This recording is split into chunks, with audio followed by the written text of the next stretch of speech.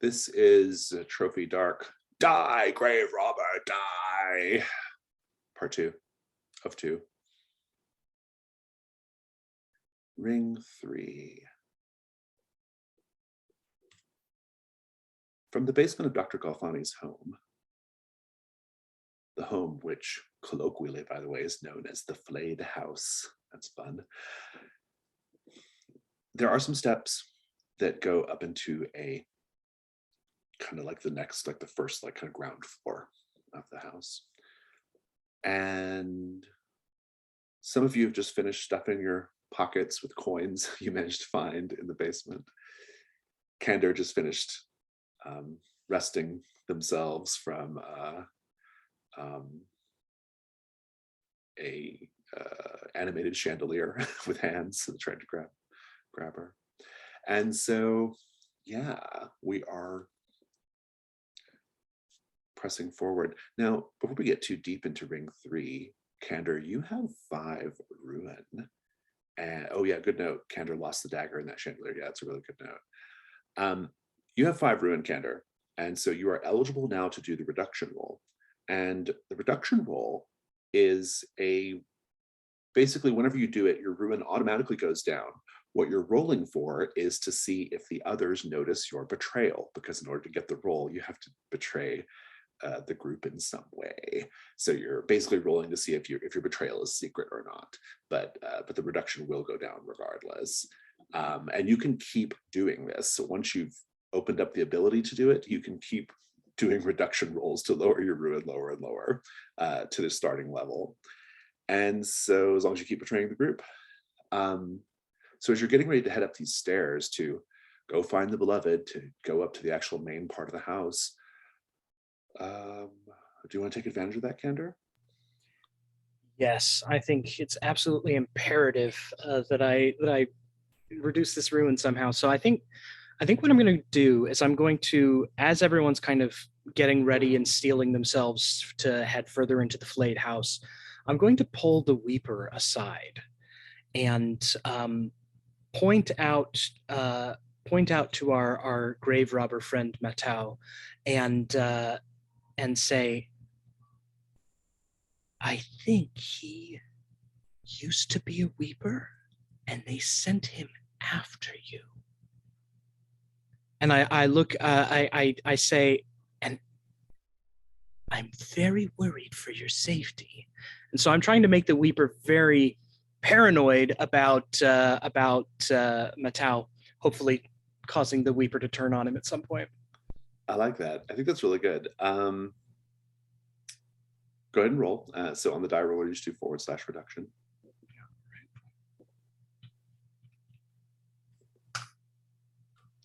Okay, so your number was below your current, I'll note here that the die roller has old language on it, but you got a 3, which is lower than your current ruin. And so the others will not know that you told the Weeper this. And your ruin goes down to 4. Fantastic. So that's a nice little wrinkle. Another little story detail about the Weeper that we maybe should be reminded of is that as part of a Devil's Bargain last time, the rats think that they are owed the Weeper at some point as food. So just a little FYI there. But back to ring 3.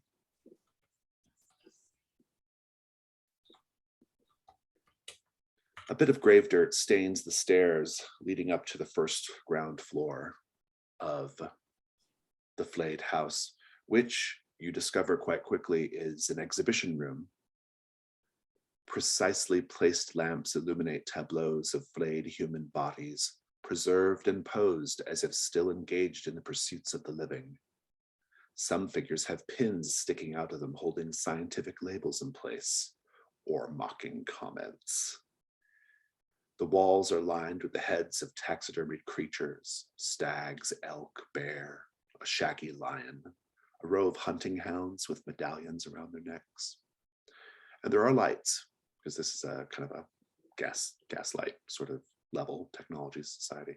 The overhead lights flicker, and glassy eyes seem to follow your progress. A trick of the light, perhaps? Who knows? But here, I will pose a question to, I can't pose it to Candor because Candor's not local. Oh, did we lose Rob? We lost Rob. We'll give Rob a moment. We'll pause while we wait for Rob to come back.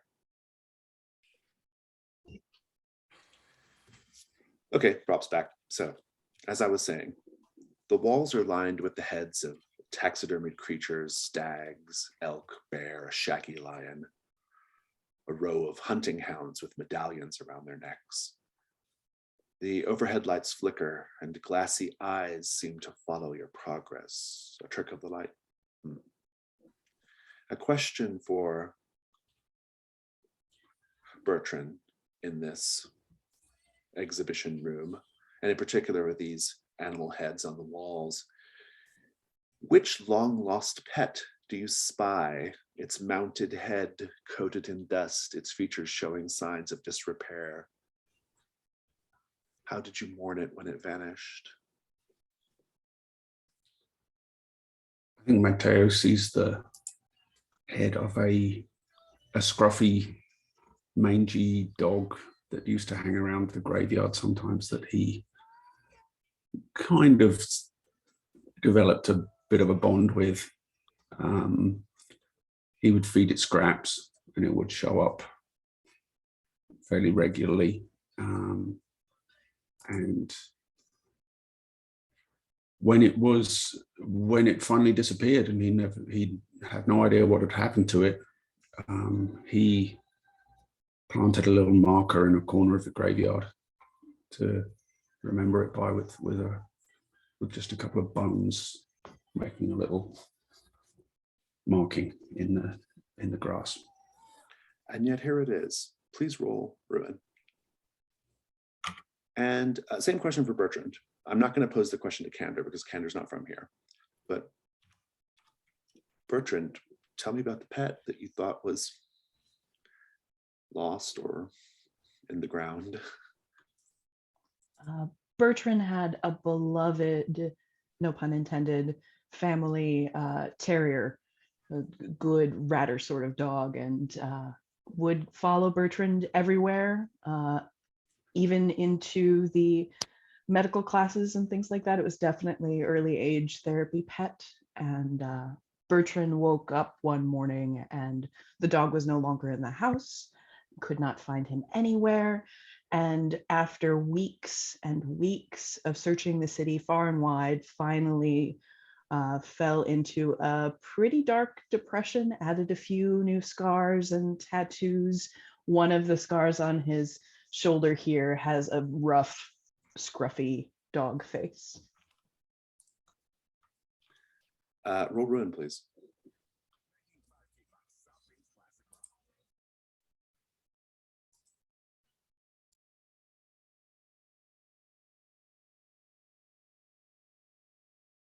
So it looks like Bertrand's Ruin is not going up, but Matteo's is. Matteo, your condition is going to get worse. You have the condition, they're coming to get you. Well, this is pretty straightforward. They're taunting you. A sign placed in your path letting you know they were here. A mocking laugh from nearby that no one else notices. A note slipped in your pocket in clever imitation of your own handwriting. When entering any new space, you must locate the proof that they got here ahead of you to feel safe and vigilant. But I think it's the head that is the thing that sets you off here, the pet. How do you react right now? And also, you're at Ruin 5, so you are also eligible for the reduction roll. I think Matteo stands kind of frozen in horror at this dog that he hadn't seen for a couple of years now. And he thinks he knows who was watching him all that time, bonding with the dog, and who must have done this just to, because they knew he would stumble across this someday. And he's just looking at Bertrand and the Weeper and Candor and thinking which of them is In league. in league with the person that's stalking. And remind me, Candor, who did you set the boy against? Was it Mateo? It was. So I think Mateo's looking back at you, or the Weeper's looking back at you, Mateo, in a way that's like also looking very suspicious. So you're sort of like misunderstanding each other, but maybe, I don't know, maybe the Weeper is part of the is the major fulcrum of the conspiracy here. Who knows? Is there anything you'd like to do to try to reduce your ruin? I'll think on that. In fact, I think the Weeper will come up to you and he'll say, I know who you are. You're not going to get away with it.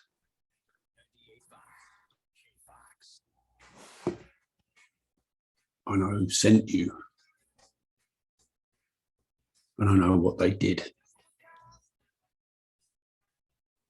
And you'll notice that the boy has a little boot knife that he sort of makes really obviously clear that he has. He says, don't think just because I'm smaller than you, I can't defend myself.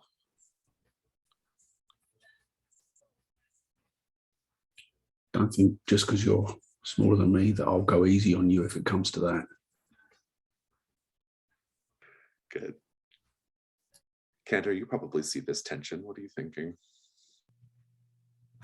When the tension is at its highest, I want to knock something over, like very casually, to that is very, very startling.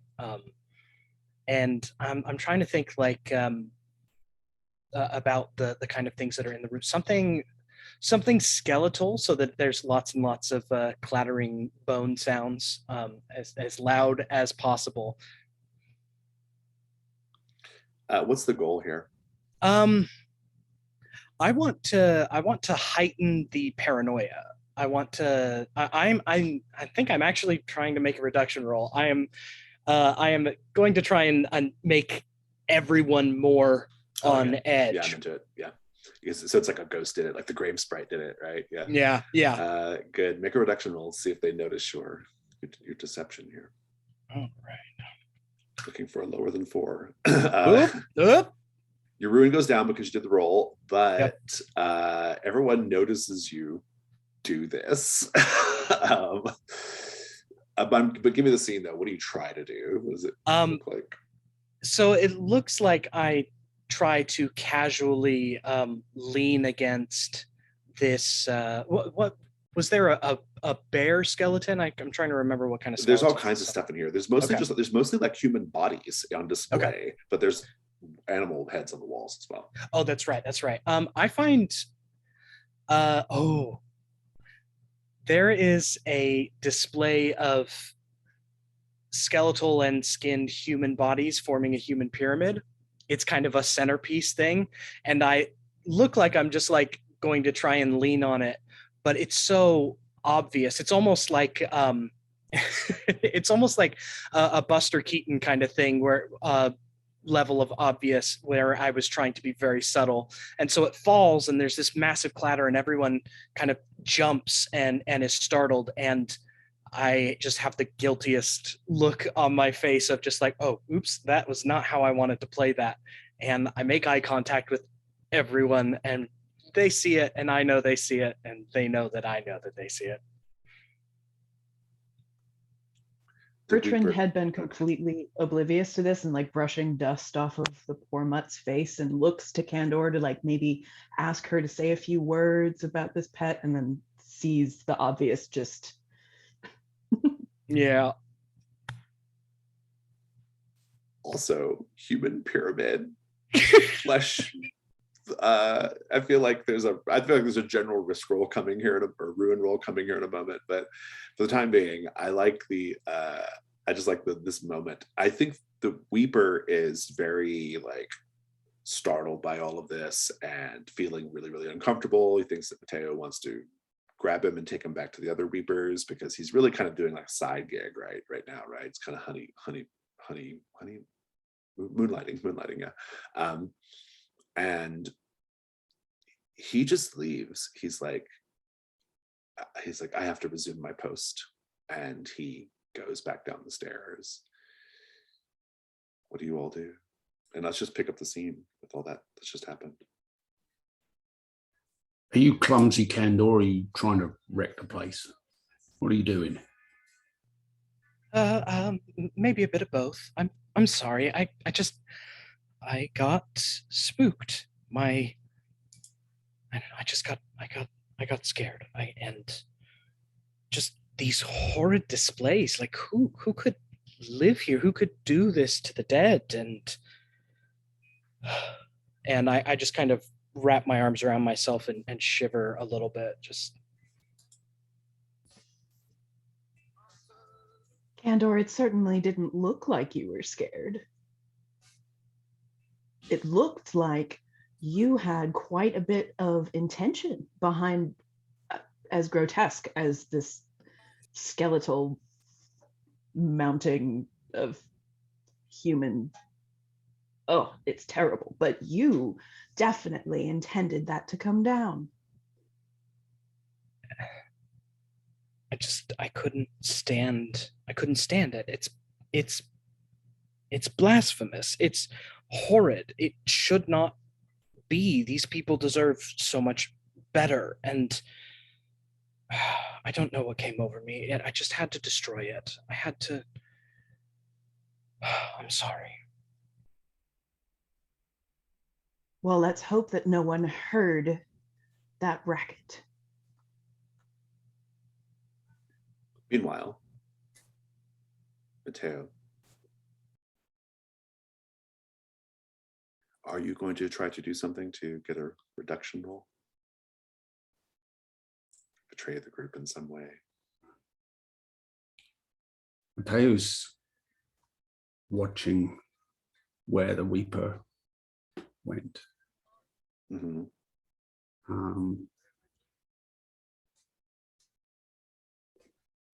Making sure that the boy's not trying to circle around and follow them unobserved. That's what he suspects. But yeah, he's now eyeing Candor as well with a great deal of suspicion. And I think he'll pick up something small but grotesque. I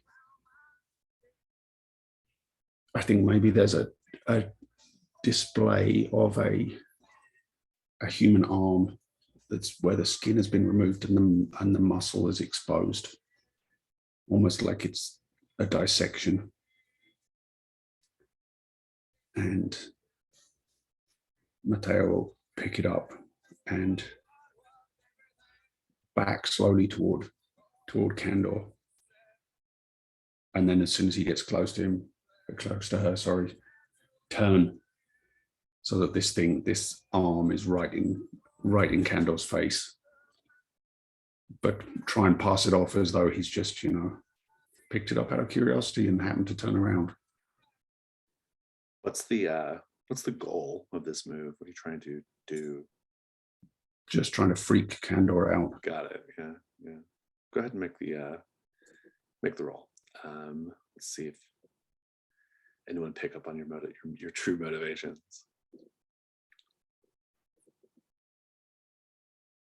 Okay, so no one noticed because you did not go over 5, but you did get a 5.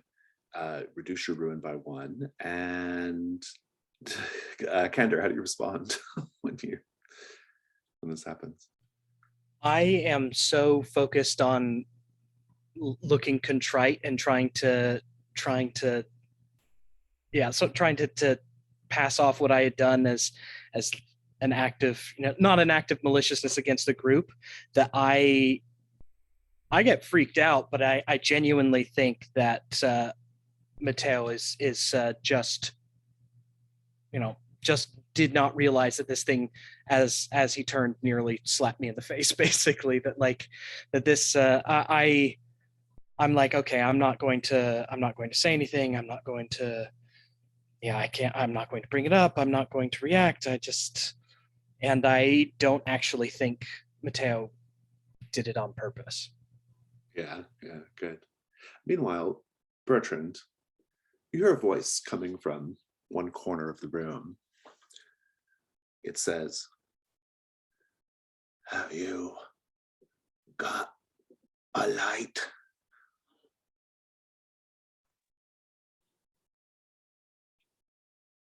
I don't smoke. You will notice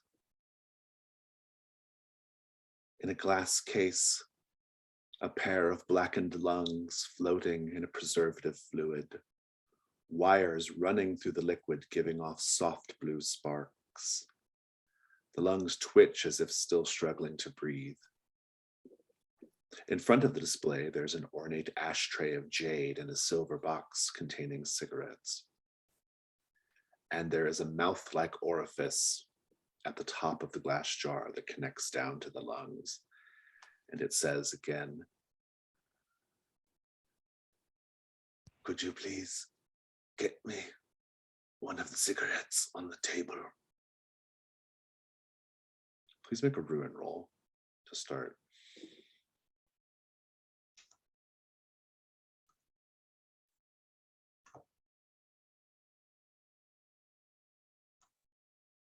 You got a 1, so your ruin doesn't go up, but how are you feeling? Bertrand's quite fascinated to understand what I'm seeing. It's just the mouth and whatever Affixed to this glass jar, connective like tubes and stuff going down to these blackened lungs in the jar, sitting on a table with some cigarettes next to it and an ashtray. Bertrand crouches and you hear a bunch of bones kind of crack as he picks up one of the cigarettes and tries to The teeth keep chatter. his distance. They chatter rapidly as it gets closer, as if in excitement and anticipation. For you, sir? I am the docent. What do you think of this display? Do you like the cigarette? I don't have any fire. I assume there's a lighter next to the table Sure, somewhere, yeah, or a candle, or what have candle or you. something. Yeah, that's fine. Bertrand's hands noticeably shake as they hold the candle underneath the cigarette and let it catch. Sets the candle back down and, well, it certainly is a dramatic collection. You are, who did you say you were again? The docent. Yes, well, what do you think of your display?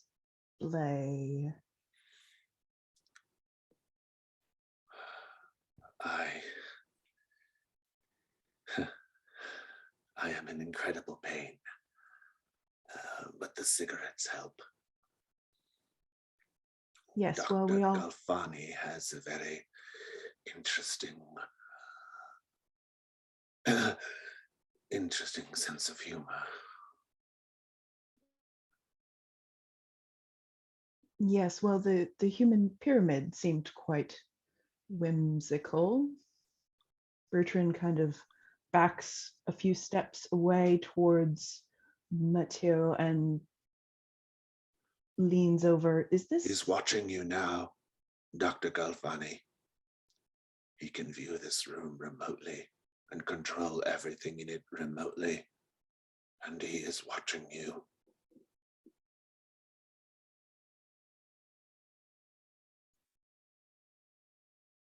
Bertrand kind of reaches into his pockets and takes the gold out, and it clatters on the floor very visually. Matthew, I don't think that we're alone here. I know we're not. Someone's watching us. You know who it is? Well, this mouth for brains says that Dr. Galfani can see us now.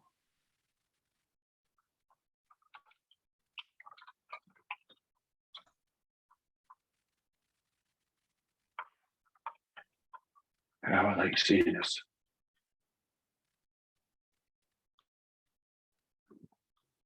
Which of these bodies still have eyes? And I think Matteo starts looking around all these displays and looking for the people or creatures that may have eyes, and he starts to takes a knife and starts to just either stab or pull out eyes from heads all around the room. I love it. Kander, what are you doing right now? I'm watching this and starting to freak out a little bit, and I think that's when my little brother tugs at me from within my pocket, and I think he wants something else. I already made him a small toy friend from the scrap of cloth from the weeper, but I think I need to find something new. And so I'm looking around, and I actually come up next to Bertrand and see the rolled cigarettes on the table, and kind of idly pick one up and look at it. The docent speaks again, and I think when the docent first speaks to you, Kander, you have to make the ruin roll. Oh yeah, no, I think I literally jump and scream, just like, oh, ah, ah. The docent says, Dr. Galvani is watching, and you must leave, but the way is locked. The door is barred. There is only one way out.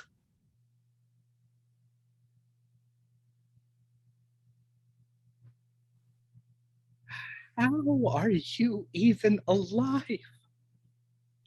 There is only one way out. And at this point, the mouth contraption, there's some sparking from whatever power source causes it to move and speak, and it begins to turn as if looking. And you see one of the tableaus it appears to be focused on, although it has no eyes, it's just a mouth. And the thing it's focused on is an unblinking, skinless body sitting in front of a chessboard. You must win the game.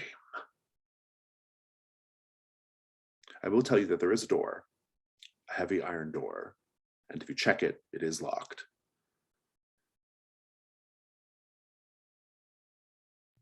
Oh, do I need to make that ruin roll? Please do. Okay, you're good. Yeah. You got a 1. Yeah. I think that I am going to go to the chessboard and look at the state of the game, so that I know how close we are to winning if we have to win that game. The chess player is, as I noted, an unblinking, skinless body. Its eyes are like shrunken raisins, and its mouth is affixed open, and there's a speaker jammed in it. And it says, the voice at least says, Kander, it knows your name. Are you here to continue our game?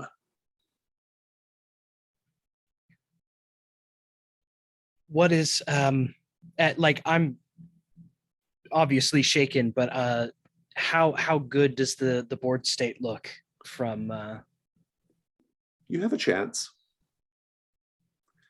A few. Do they have chests where you come from? um we have similar games. Oh, actually, no, I really like that. I think that we have some similar games with a couple of very different rules for some pieces. But I think Candor assumes that she knows exactly how this game is played. Do you sit down at the table to play? Yes, I am going to sit down dramatically and kind of just say, "Friend, will you remind me what the stakes were?"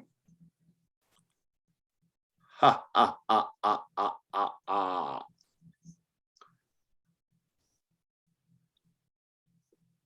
If you don't win, you shall join the tableau. Can the rest of us hear this voice? Oh yeah. So is the speaker like a almost like a tin megaphone kind of thing situation? Yeah, it's Awesome. very hollow and like Fantastic.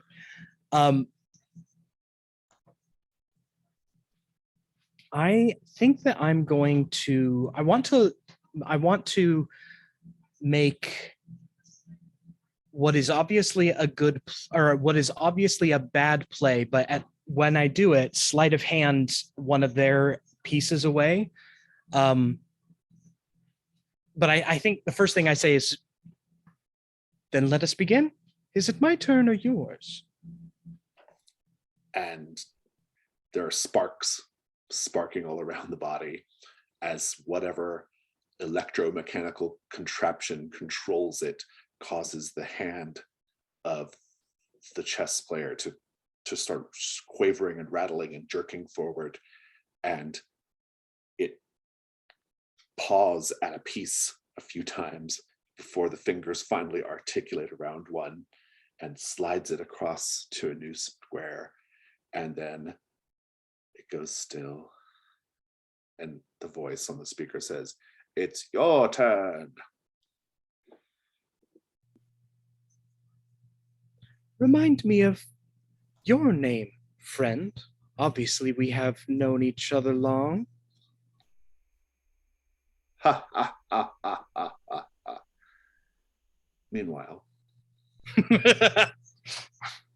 Yeah, so I think that then I will attempt to make my move, almost like a street chess performer cheating kind of thing. Just be Yeah, like, I all would right, do it. well then, here's what we do, and boom, boom, boom, and then suddenly the game looks like it's going a lot better for me. We'll see. We'll do a roll for it. Hopefully. Yeah, we'll see. I am curious what the other two of you think, because this whole little situation with Candor and the chess player makes it seem like Candor's been here before. Do you think she's been here before? Do you think that this is all some kind of trap or ruse? Bertrand's trying to figure out if this now unskinned, for lack of a better word, person is somebody who maybe Candor had put to rest or grieved, or somebody in the town that I might have. And so staring at all of the muscle structure, trying to figure out if this visage could have been familiar.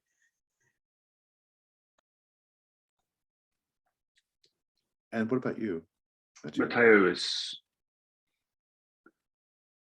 suspicious, but thinks Candor's making, whatever Candor's doing, she's making no real attempt to hide it.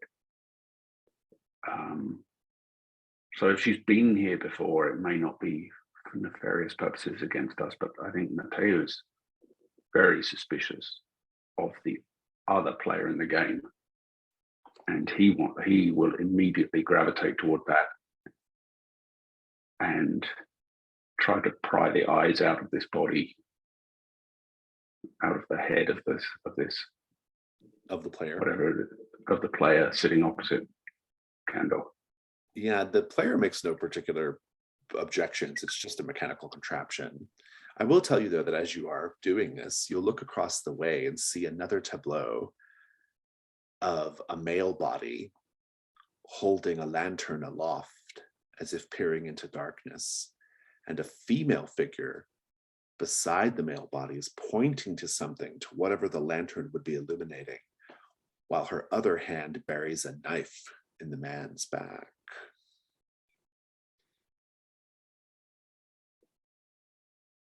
Let's do the risk roll for the chess game.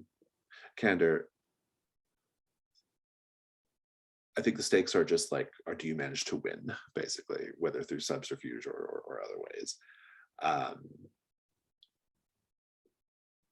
Sarah and Rob, what could happen if Candor fails? Whatever the price the player is demanding has to be paid, and I imagine it's Candor doesn't know what the price is. I imagine it's something pretty terrible.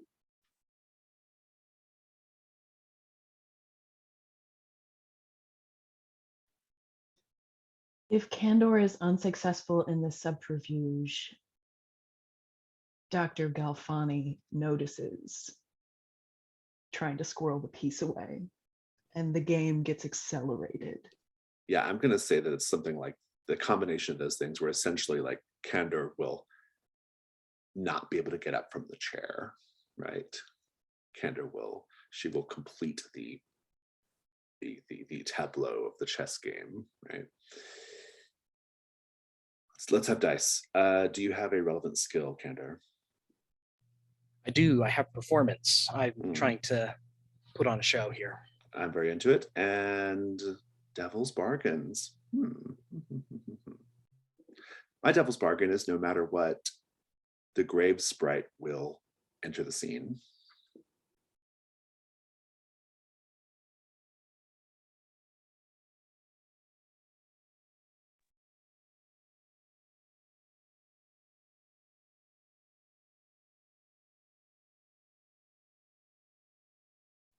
No matter what, Candor will remain obsessed with this particular chess game and how it's laid out, and the endless permutations will just constantly play in her mind from here on out.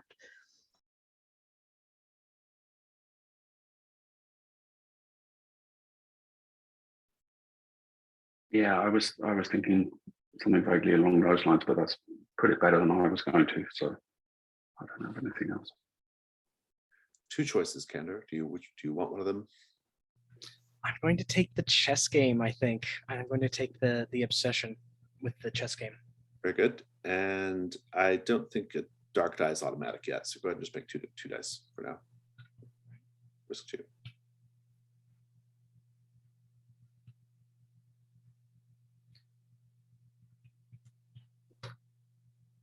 Hey, 6 light. There you go. Hey, 6. There we go.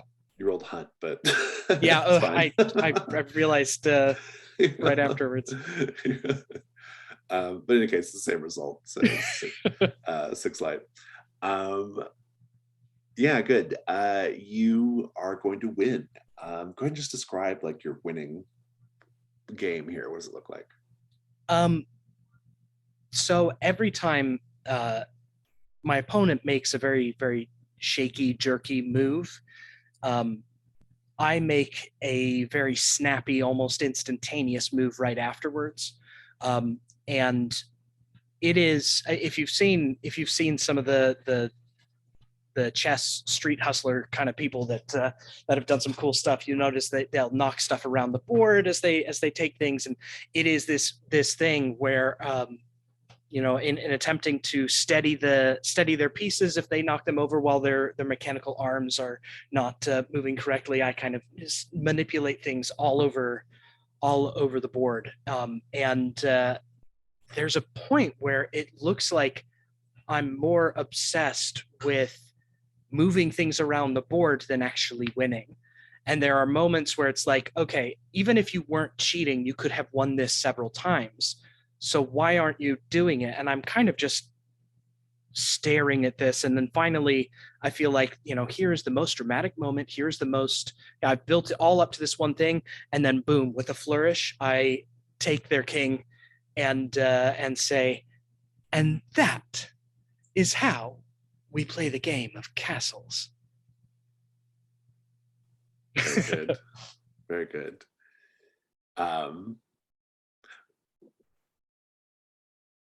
The speaker says, "Drats! Bested again." And the drawer on the table, there's a little chunk and a spark as it like slides open. And laying inside the drawer is an iron key, presumably to that big iron door. And with a bow, I bow to my opponent, and then snatch up that key and put it into the other pocket, not the one with the little brother. However, in the pocket that my little brother is in, I slip the king. I'm going to keep the piece with me. I'm not returning it to the board. Mm-hmm.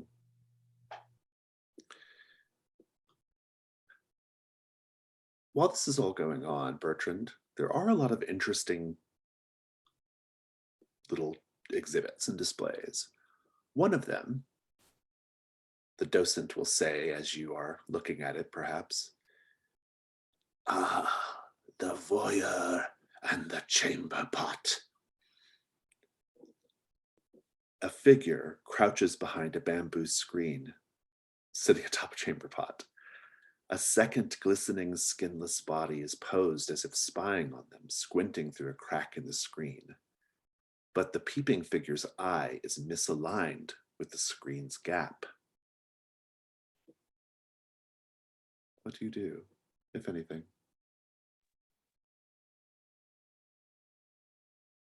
Bertrand will lean over to the dozen and pluck the nearly extinguished cigarette from their lips and replace it. Why does Dr. Galfani do this? It's fascinating. There's plenty of, well, not medical benefit, but his artistry is disturbing. I want to know why. Dr. Galfani considers himself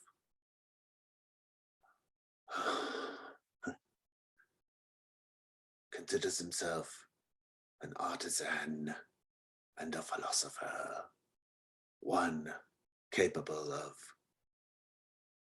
truly understanding the unknowable human condition, the meaning of life, one who believes that there is more to learn from these corpses, posed here for eternity, than there would be if they were alive, walking about of their own volition.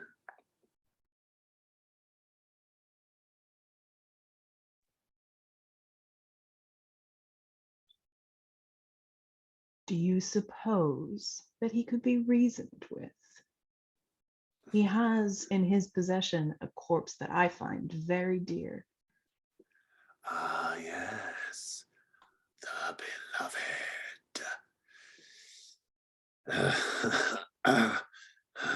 Good luck getting your hands on that one.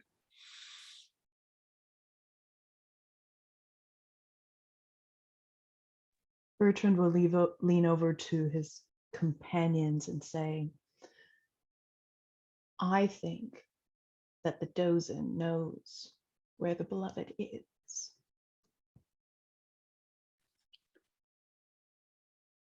Without a doubt.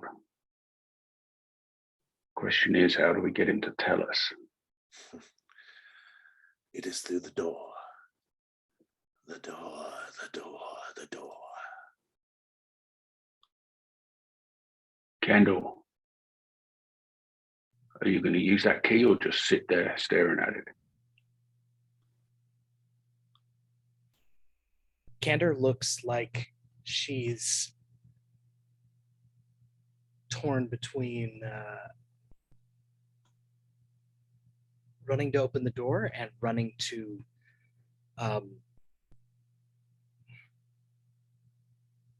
running to angrily engage with the docent. Just like the mention of the beloved kind of brought all of the grief and everything that's happening just into sharp relief. And Candor's just like finally comes over to the docent and says, "We've played your 6th game. We've put on a show. Where in this house of absolute horror is the beloved?" And the orifice turns toward the door. What awaits us?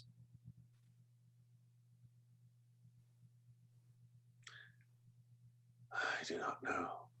I have not gone through the door myself in quite a lot of years. I am a bit indisposed at the moment. Bertrand removes the cigarette from their mouth and says, "There's nothing useful you can tell us, you abomination." Abomination. A very interesting phrase, a word. Yes, an abomination. There are many more such horrors awaiting you on the path to finding the beloved. Bertrand's tired of hearing the beloved's name come out of these mangled, terrible lips and takes the lit cigarette and pushes it into the mouth. Embers first. It actually, I don't think it can feel. It just sort of like chuckles. Then perhaps this will help.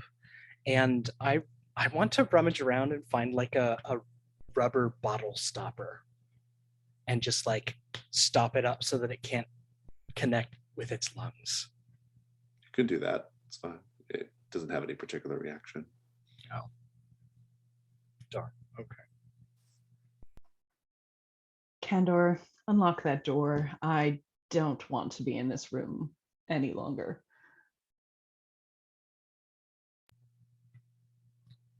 I go to unlock the door, muttering about how I still also have to find my dagger. Because that's important. You unlock the door and open it. And so passes ring 3. Let's take a 5-minute break and we'll come back and do ring 4. Ring 4. The iron door opens up to the house proper. There is a hallway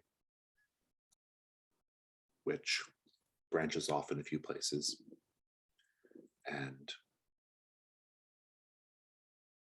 doors to various rooms.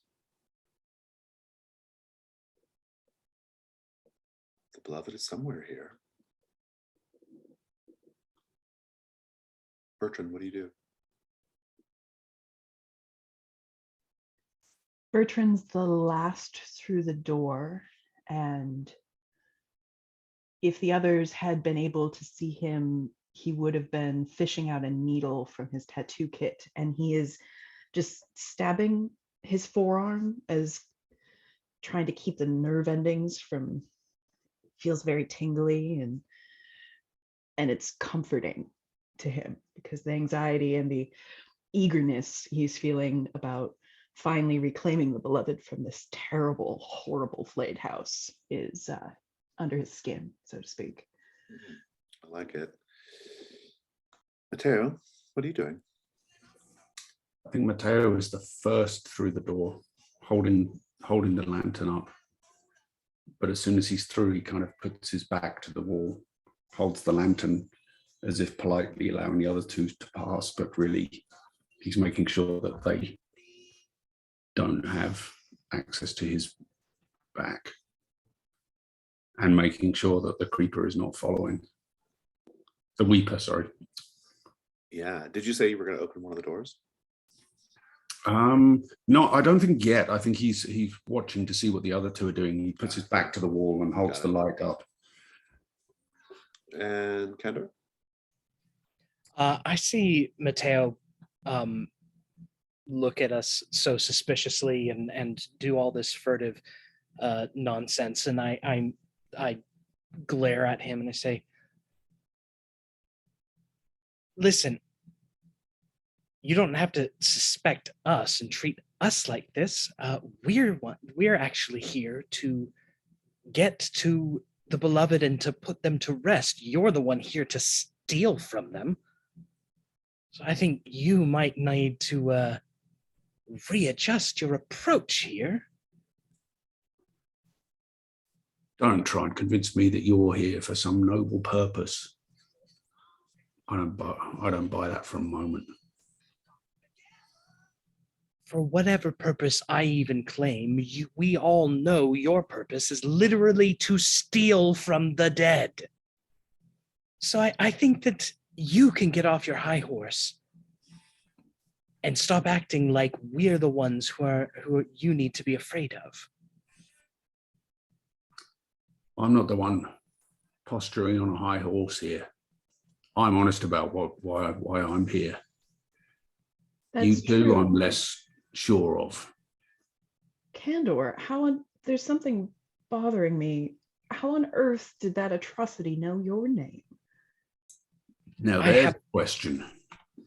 I have no idea how it knew my name, but it was obvious that who's ever watching wanted a show.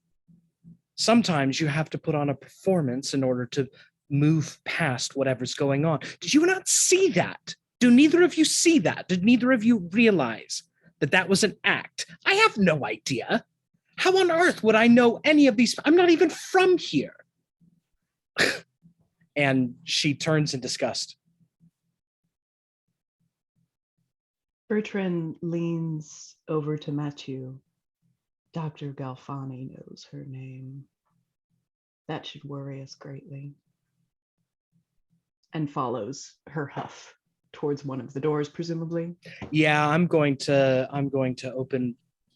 go to the nearest door and listen at it, but I'm obviously putting on a show at listening at it because I'm so flustered and frustrated. Indeed, indeed.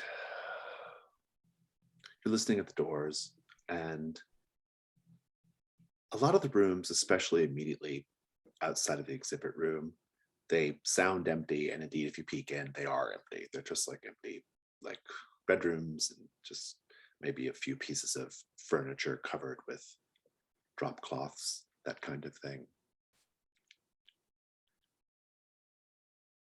There are,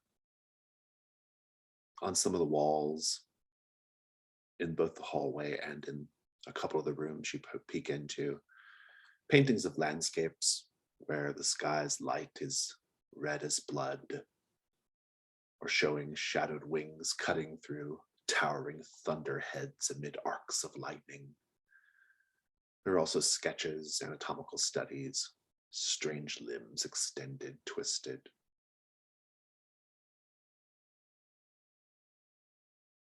You begin wandering about, and the wandering actually, they can actually separate you at a certain point because of your argument, because of your mistrust of each other, and from just a house that is a series of interconnected hallways and rooms that doesn't appear to have a lot of like rhyme or reason to it. You occasionally just get separated. At a certain point, Mateo, you come upon the bodies of the grave robbers, the other grave robbing team. They have been torn and smashed to a pulp, their skin shredded, their skulls caved in by something very powerful. One of them appears to actually have been stomped into the carpet. But they're recognizable enough as your former professional peers. But Mateo, please make a ruin roll.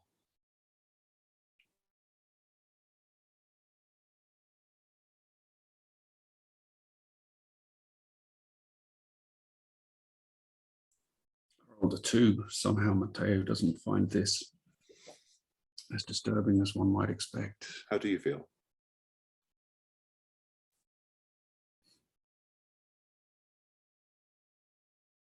These were rivals, and I think we'd established that they were young.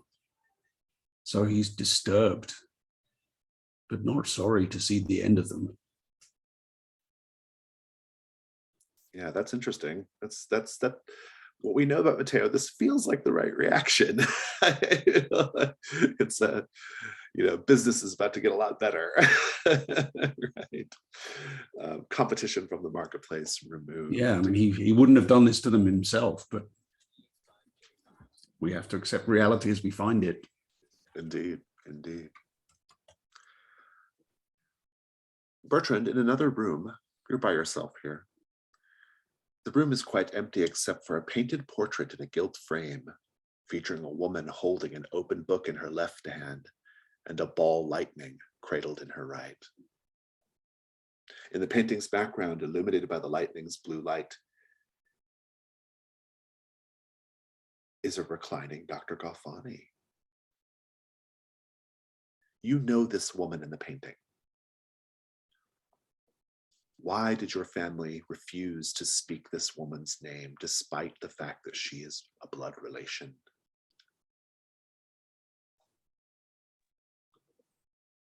She married a madman. Oh, is that madman Dr. Galfani? It is indeed. Ah, so you have a connection to Dr. Galfani by marriage. You're an in-law of Dr. Galfani. How intriguing. How intriguing. Candor.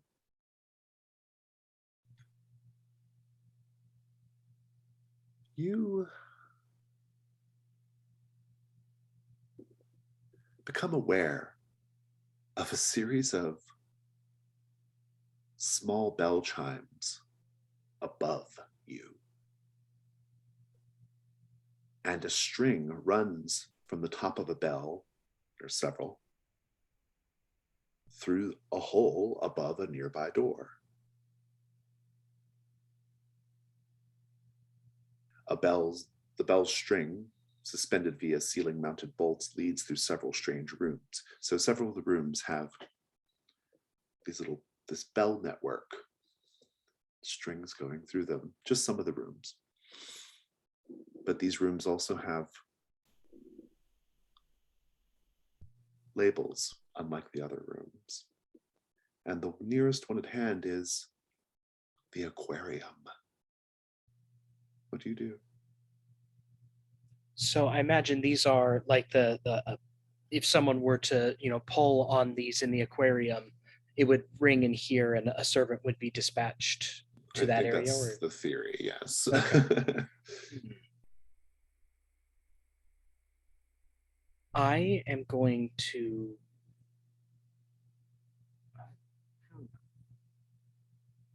So I need to find my dagger, and I think that while I'm on the way to the aquarium, because that seems as good a place as any to wherever my dagger was absconded with, I'm going to try and consult with my little brother in my pocket to see if he can feel where the dagger might be. And I think that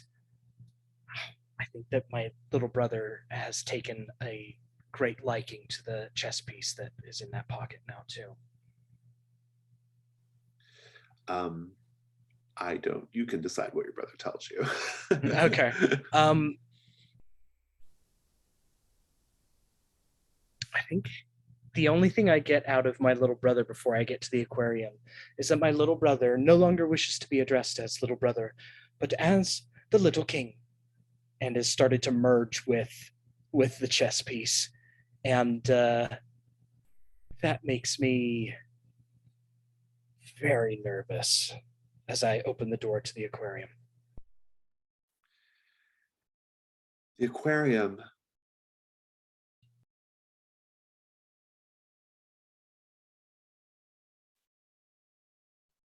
features a large water tank, a glass water tank in the middle of it. And inside this tank, there are 4 flayed bodies wearing very fancy clothing, sitting at a table laid out for a tea party. And they're all positioned as if having some sort of scintillating conversation, but they're in water. And next to the tank is a switch that is labeled the tea party. Big, heavy switch that you pull. And I would like for you to make a ruin roll upon seeing the tea party just initially.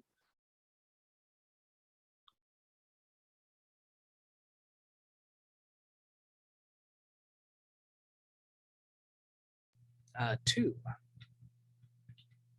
Keeping it together, what do you do?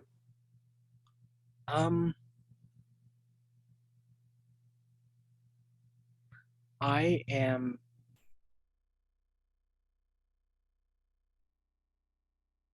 I'm going to study them closely and then pull the lever. I want to see.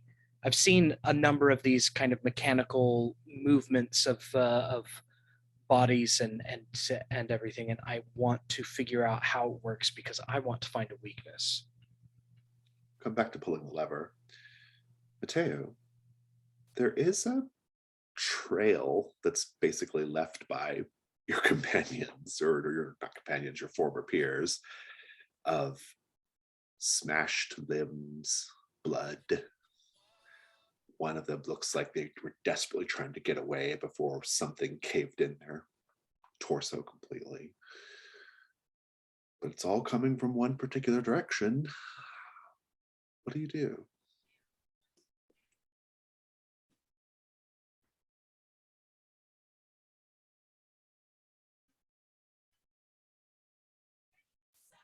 I think, yeah, I snuff the lantern or put the hood down on it so it's only making the dimmest of light. And then I follow this trail to see where it leads. Indeed.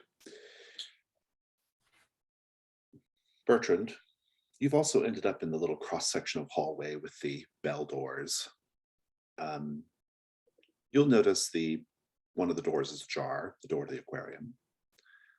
But there are 2 others as well that you notice, the sewing room and the toy room. What do you do?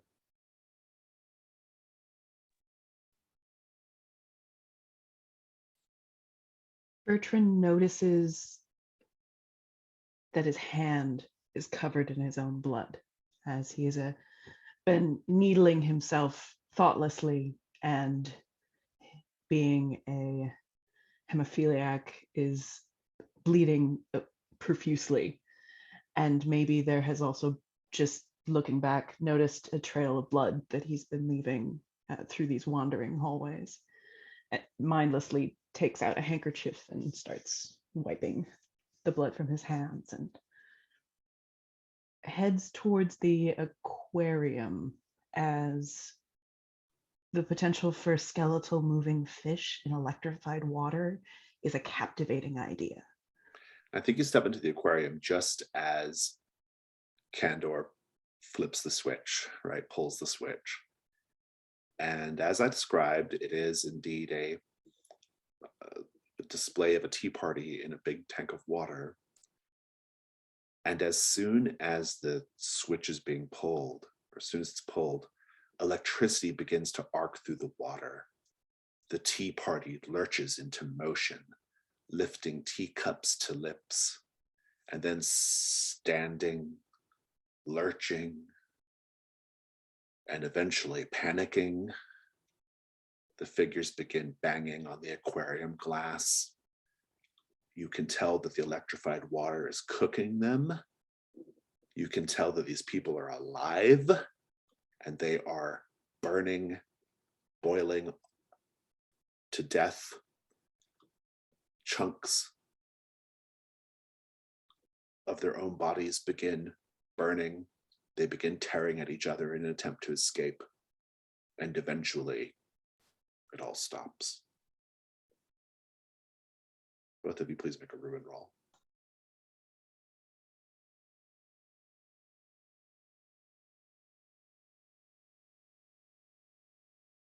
Ruin is not going up. Let's just have the scene with the two of you. The minute that it all starts to very obviously go wrong, Candor is desperately trying to unflip the switch. And I think she even manages it, but of course nothing changes at all. It all kind of continues.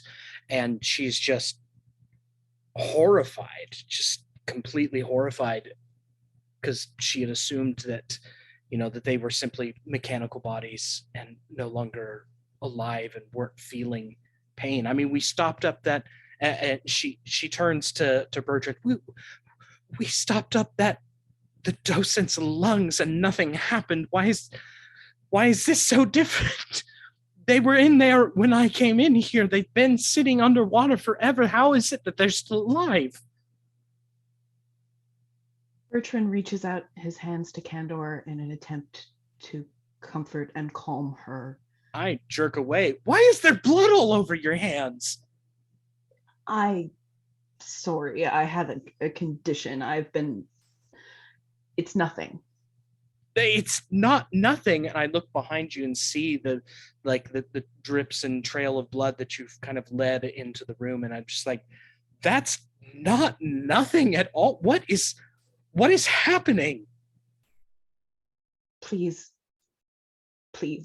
It's just, I have a condition, and I knew what to expect in this terrible place, but I did not expect to see such suffering. And I'm afraid my nerves, it helps. It's a mild compulsion. It's not, I have it under control.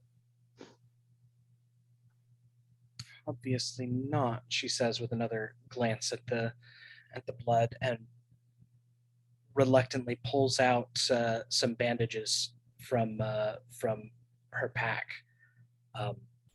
and says, "Show me your hand," and begins to wrap them up. Why on earth would you pull a lever in this place? What could possibly compel you? I wanted to see how it worked. If we are going to come up against more of these monstrosities, knowledge is going to be our best bet. I thought, as a man of learning, you might understand that if our grave robber friend doesn't. Bertrand works his fingers after the bandages have been put on, as if he's trying to warm his hands. I know there is no end to the depth of this man's creativity when it comes to suffering. He finds it beautiful. I would not push any more buttons. Curiosity in this place might get you flayed. How do you know that? You act as if you know the man, but surely anyone who knows him would not come here.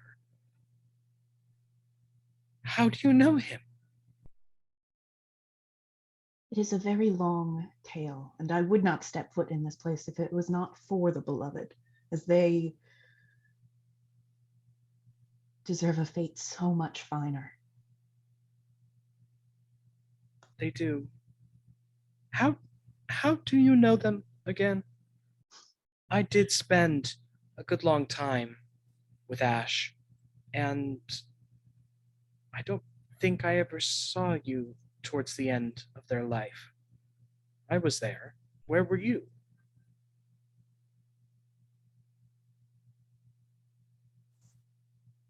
Ash was a great love, but they were not aware of my affection. It is to my personal shame that I was never quite bold enough and never quite strong enough to declare my love. That is a tragedy. And Candor takes Bertrand's hand again just to kind of smooth down the bandages, but also to try and comfort and say, and then steps back and says, hopefully that'll help you get your compulsion under control. Let us not stay separated. This is,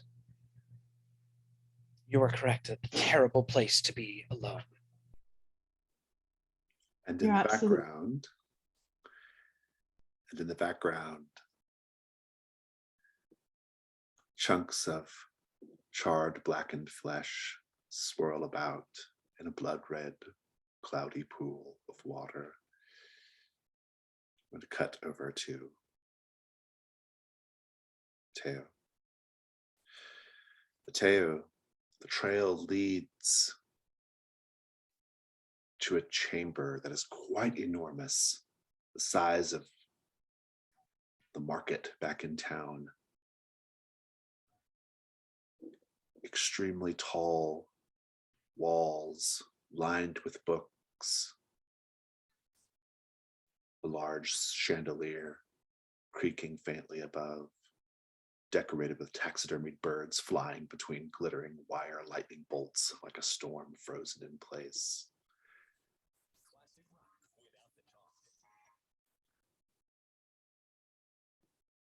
And you hear, approaching from somewhere behind you in this vast library,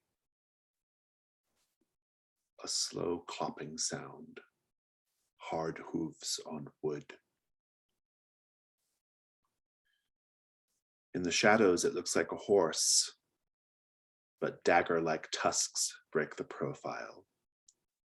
As it steps into the moonlight coming in from the huge swooping windows, it becomes clear that it is a human torso stitched to a horse, a mocking parody of a centaur. The human body's shriveled arms are sewn against the ribs.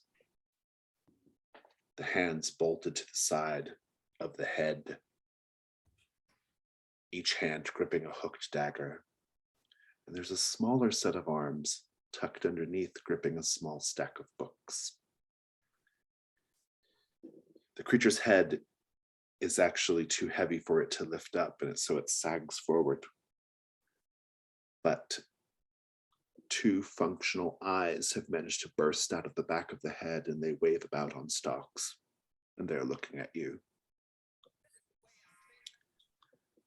The stitched guardian of the Flayed House charges. What do you do?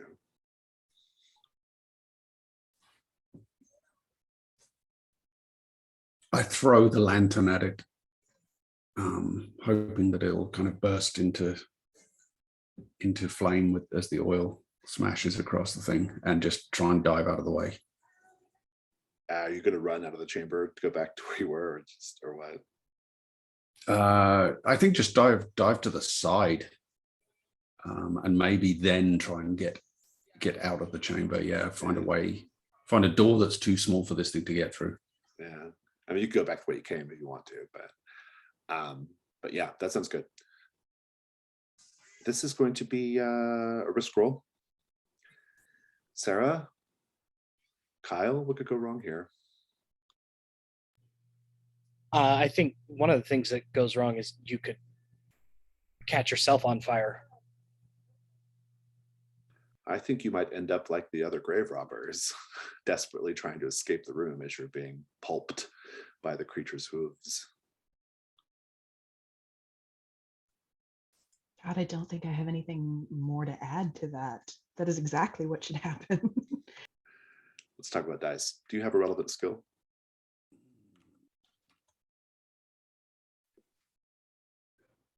Stealth, crime, not super relevant, I don't think. I don't think so. It looks like a devil's bargain might be the only opportunity for a light die here.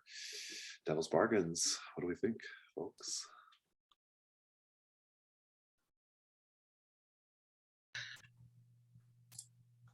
I think that no matter what happens,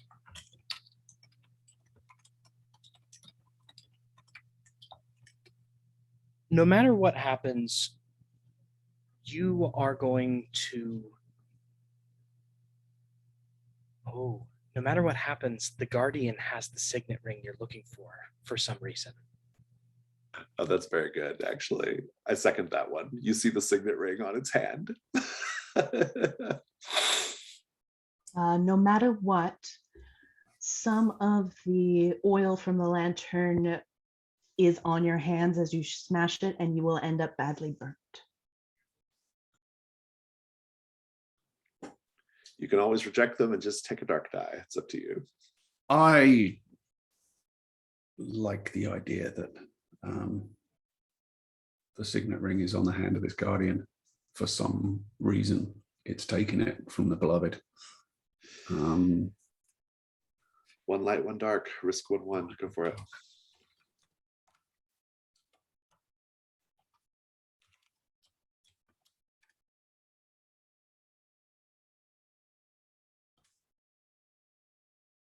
Six dark. 6 dark. Your ruin goes up, but it's a full success. So you can avoid the charge, escape if you wish, but you see the signet rings. Maybe that changes your plan of action. I don't know, but just give us the scene. What's happening here? Yeah, Mateo dives to the side, and as this thing passes him in the flickering light from the oil fire that he started, he catches sight of the ring, and the thought of escaping the room flees from his mind, and he starts looking around for a way he can trap this creature or defeat it, which seems unlikely, but Precipitating another risk roll, which we'll get to, but I like it so far. Let's go Sadly, back to this. Mateo doesn't know he's playing Trophy Dark. Yeah, exactly. Exactly. Fighting the Yes. monsters, not the I Yeah, mean, you can do everything up to combating it with the intention of killing it, right? You can do almost anything else to the monstrosities if you're willing to make the risk roll.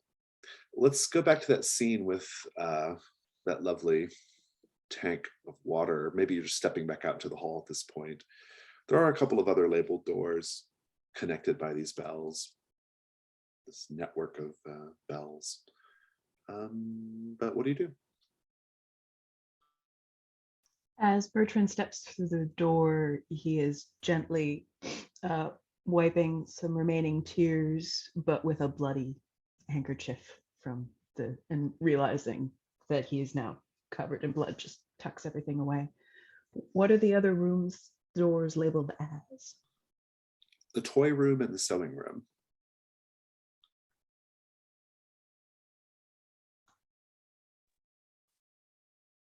Candor, do you suppose Mateo is in one of these? I can't seem to figure out how best we should find him in this maze. Candor takes a long, prominent sniff and says, "Yeah, no, it doesn't seem that he's anywhere nearby. Can't smell him in either of these rooms." And then go to open the door to the sewing room. Do we hear any of the ruckus being caused? Yeah, a little deeper in the house, you'll probably hear like probably a cry, a startled cry, and maybe a smashing of glass. Maybe even the fast clomping of hooves. I make eye contact with Bertrand. That does sound ominous, doesn't it? That doesn't sound.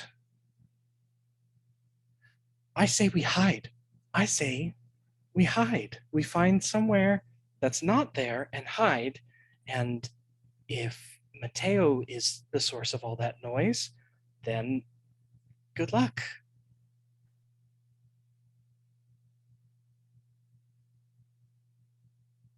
You're probably right.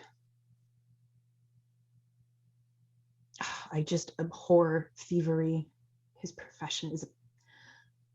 Yes, fine. And Bertrand will walk into the toy room. The toy room or the sewing room?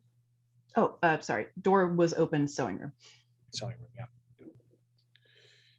The sewing room is as advertised. Baskets of fabric samples are all over, wool and thread.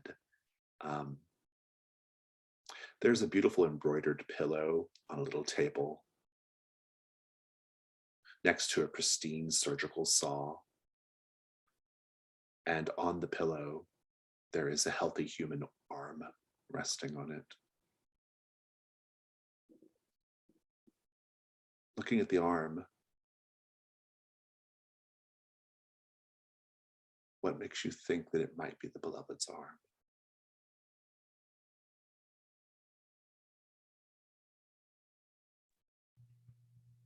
Bertrand, through his many observations, recognizes the particular constellation of mole patterns from wrist to elbow. I mean, Cander's probably going to say something similar, but that's because she did actually spend some very close proximity time with the beloved. I think also there is a slight scar on the upper shoulder that is almost always covered with a shirt, so would not frequently be seen by any passersby or anybody else, and it is in the shape, it's actually in the shape of a heart, which is sad in and of itself, but I recognize it. Trace and step forward to, and just barely hold myself back from touching it. I would like the ruin roll from you both, please.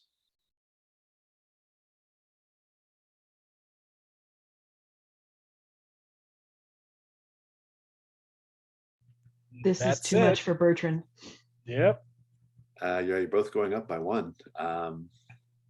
Let's talk about your deepening conditions, Bertrand. You have yours is the bell tolls for thee, right? Correct. Yeah. I was really hoping my neck popping came up on mic. Something inside you has gone rotten. Foul vapors escape from both ends of you. And suddenly, Candor can't stand to be near you. You smell of death. Candor,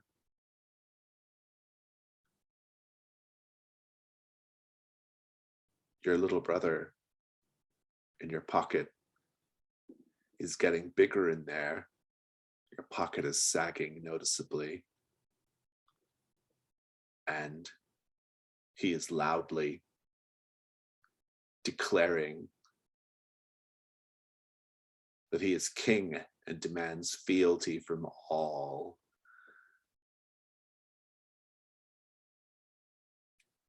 Let us cut back over to Mateo. Mateo, you're going to make a go for the signet ring. What's your plan? So this room was lined with shelves of books. Yep. I'm going to try to, as this thing's pursuing me around the room, try and bring the shelves crashing down on it, see if I can immobilize it and just get in and snatch the ring from it and get out of the room. It's like a ridiculously unlikely to succeed plan, but it's the only thing I can think to do. Kyle, Sarah, what could go wrong? I think it's just the same as last time, but maybe there's something different. Was it the Stitched Guardian was holding books, and so perhaps has a significant connection to this particular library and is pissed, like more so at you than you would think. Yeah, I think if you fail to do this right, you're going to, I think you're going to slip on a book, a particularly ironically poignant book. I'm not sure what that book would be. Maybe it's a volume of like grave robbing law or punishments for grave robbers or something, but you slip on it and fall flat on your rear end. I love it. Very good. Let's talk about dice. So, do you have a relevant skill here, Mateo? Sorry, I'm just doubled over because Sarah said in the chat a book of banana recipes.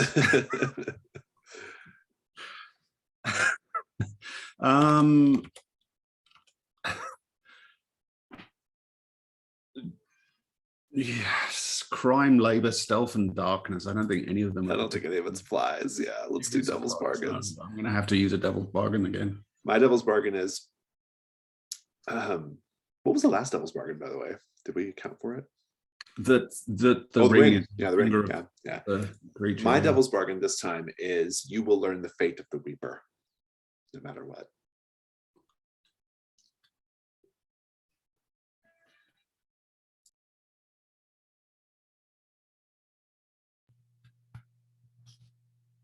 I think maybe no matter what,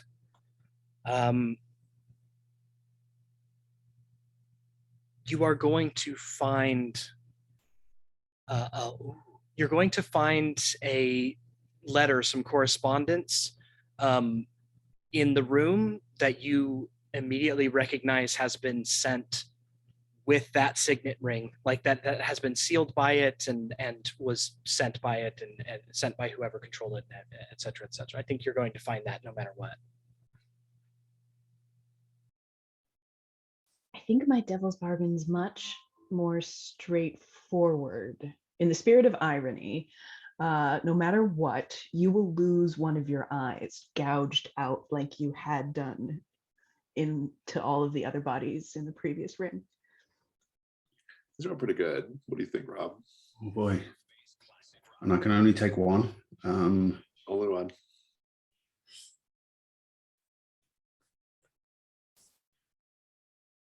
I think I'm going to learn the fate of the Weeper. Risk 1-1. Take it away.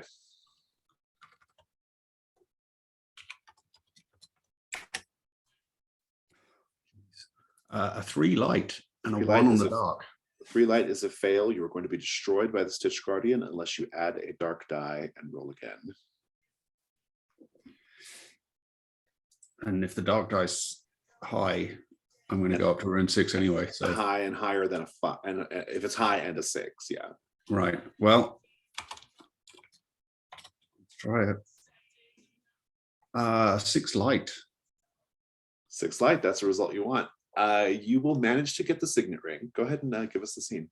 Yeah, so I think Mateo's desperately scrambling around the room trying to evade this creature, and also anytime he gets a couple of feet between it and him, he just pulls one of these bookcases down off the wall, and you know, we see 2 or 3 of them smash off of the creature's back, and eventually the third time he manages to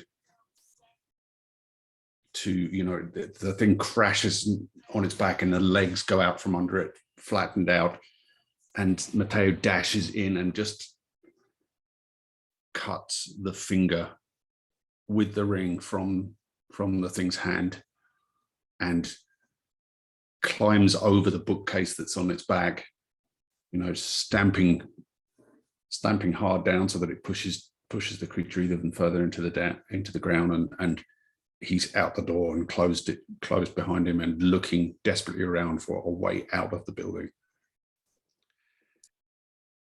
As you're catching your breath, Mateo, as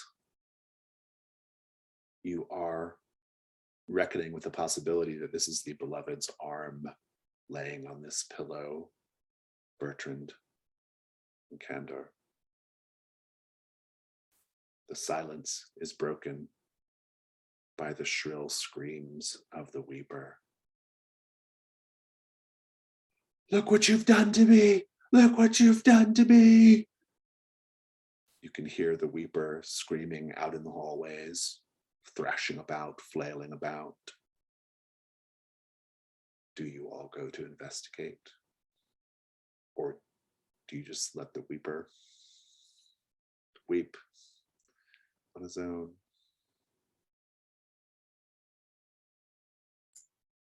Mateo's definitely not going to look for it. Look for him.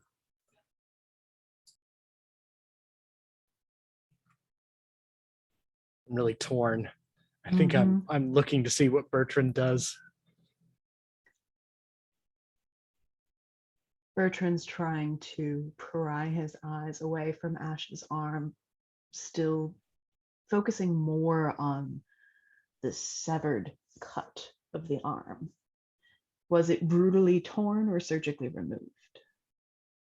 There is a very, very beautifully clean and pristine bone saw next to the pillow, so probably it was sawed off, but with some skill and care. Bertrand quietly, in his own mind, thinks, well, at least he had some respect for them, and turns to Candor and says, the screaming out there, is that your doing as well? Oh, hardly. It sounds like the Weeper we found. You can hear at this point the Weeper is slamming their body up against the door futilely. Pah, pah, ah, as he screams. Pah, pah. Yeah, at that point, Candor can't help herself, and she runs to the door to open the door. The Weeper is covered in hundreds of rats clinging to his body. Oh. He collapses down, his face twisted in terror and pain and anguish. And the rats eventually finish their feeding, spread off of his body, out back down to the hall, leaving just the chewed over remains. And the silence is once again broken. All three of you can hear the ringing of a bell. Ding, ding, ding, ding. Ding, ding, ding, ding. So passes ring 4. Let's take a 5-minute break. Ring 5.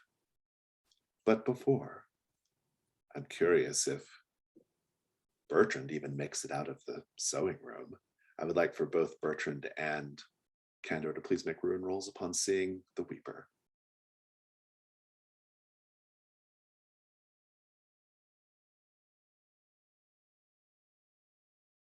You both are keeping it together. You hear the ringing of the bell. All three of you hear the ringing of the bell coming from another hallway. In your case, Mateo, you see the light of the outside, a large ground floor window that you could easily open to get the hell out of here. You have your signet ring.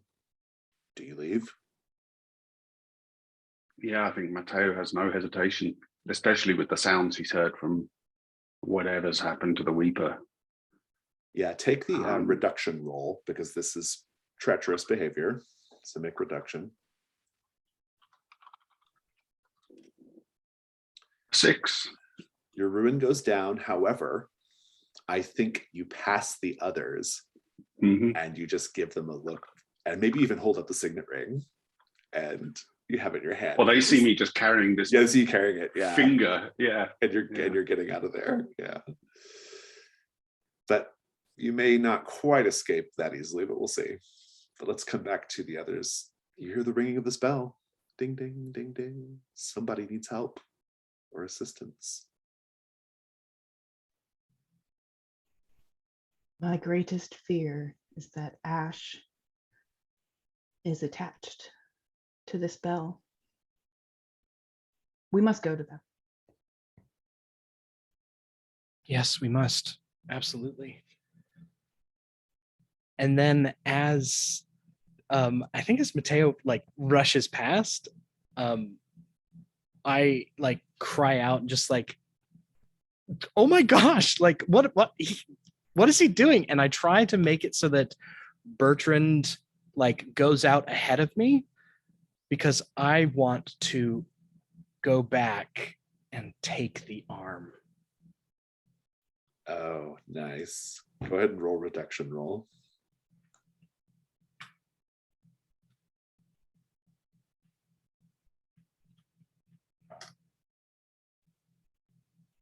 Oh, 1. You have the arm, and your ruin goes down 1. Does the arm move or anything when No. okay, so it is inert. Yep. Okay. Yeah, then I'm going to like lace my fingers through it as if we are holding hands, and then kind of tuck it up under my cloak and everything kind of next to me, and draw my cloak around me a little bit more so that it can't be seen, but I'm holding Ash close. As Come back to the Bertrand's background. kind of hustled out the door, is there an opportunity to trip or otherwise create an obstacle for Mathieu as he's running through? Like, I don't know. I don't think so. I mentioned it was like a little bit like you're a little separate, right? Like you saw Matteo running across like a walkway or something, right? Yeah, it's like something like that. But if you have another idea for betrayal, I'm open to it. I mean, unfortunately, none of my betrayal ideas are that subtle. Like Bertrand wants to pick up a rat and just hurl it at Matthew's head. I think a petty outburst doesn't really feel like reduction not. roll level behavior. I do want to cut over to Matteo, however. Matteo, you're getting out. There's a big window, it's ground floor. You see that it has a latch. It might even be partially open. You can just like slip out and be done. But as you're running to it, you run past what appears to be a large office or study. And in the sort of like dim, flickering light, you see a man slumped over at a desk.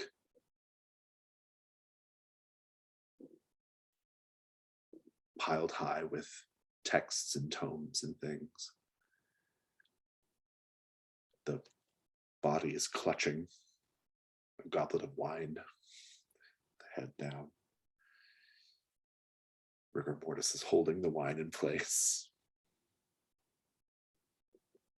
And you'll also glimpse what appear to be silver and brass instruments, things probably worth money, on the walls. Do you go in or do you continue to flee? Can I hear the Stitched Guardian? No. Or No, it's not, it hasn't followed you. and the two others are further back down the corridor, so they would see me go into this room, presumably. I think they think you're running away. You could probably go Yeah. into the room without them knowing if you wanted. I think Mateo's torn, and he kind of does that. Looks to the window, looks to the room, looks to the window, looks to the room, and almost starts moving in both directions. And eventually, the greed gets the better of his self-preservation, and he goes into the room to look and see what he can take with him before when he does go. We'll come back to that. The ringing of the bell. I assume you're both approaching the direction of the sound. Goes Yeah. down a small hallway, at the very end of which is a door. As we're walking down this hallway, Bertrand would like to take a moment to address the bulging, raucous pocket of their companion, and perhaps with a scalpel stealthily removed from their bag, try to slice open the bottom of their pocket, just as my arm maybe casually goes by their person, trying to love it. slice it open. Roll reduction. Thank you.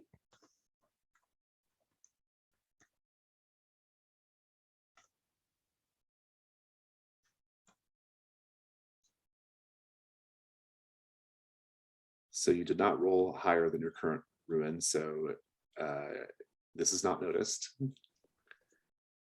And the thing that falls out of Candor's pocket, she has a strange figurine fused with a chess piece, fused with blood matter and other things. It is not moving or making noise. I think that's something only Candor is aware of. But it is this this thing, yeah. Or maybe it's just being very still. Well, if Candor does not notice, we continue walking to the door, theoretically. Yes, you do. Oh, I think I definitely notice like the it falling out, my little brother falling out. I think I definitely also don't notice the fact that, you know, you're the one that cut it out. And so I scramble to try and pick it up, and I'm like, oh no, it's okay, it's all right. And I go to try and pick up the little king. But you're not seeing it anywhere, right? Because did you take it, Bertrand? Or Oh, I thought you just cut it and I it would fell. have. Oh, No, you I would took have it. picked it up. Yes. Oh, I now have oh, your little oh. brother. It's a problem. Then never mind. yeah, Never mind. it's like fallen and lost, right? And before you even have a chance to look too much, you hear from the room the ringing. Well, the ringing is getting louder as you get closer to the door, but also you hear from inside the room the voice of the beloved. Dr. Galfani, Dr. Galfani, I need you.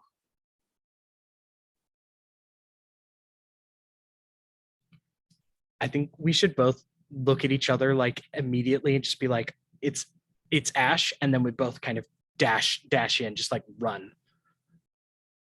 It's very pile up at the door, both of us trying to get through the door frame at the same time.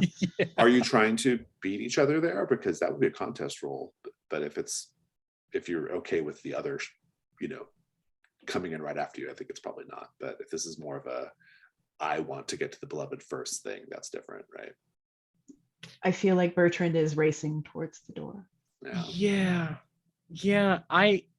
At first, I think Candor thinks, oh, we're running in solidarity. And then it's clear that Bertrand is not. And it becomes a competition, and I'm going to beat Bertrand. I think just to make the stakes much sharper, I think it should be the winner is the only one who gets to go in for whatever reason. Shoot. Yeah. Ooh. Yeah. Excellent. If you want to do this contest roll, we can do it. Let's take a look at the rules for the contest roll. I don't have them handy, but I do have the PDF open, so I just gotta find it real quick. Here we go.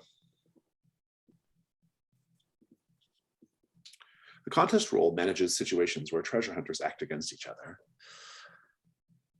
To engage in the contest, first agree what's at stake. I think we've done that.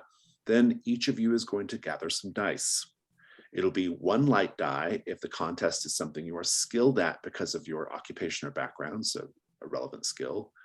You only get one light die for your skills, even if multiple skills apply. So do you have a skill that might apply, Candor? What if I were to use my ritual bind to hold Bertrand in place? And I have the skill rituals. I love that. I think that's great. Yeah. I What think about you?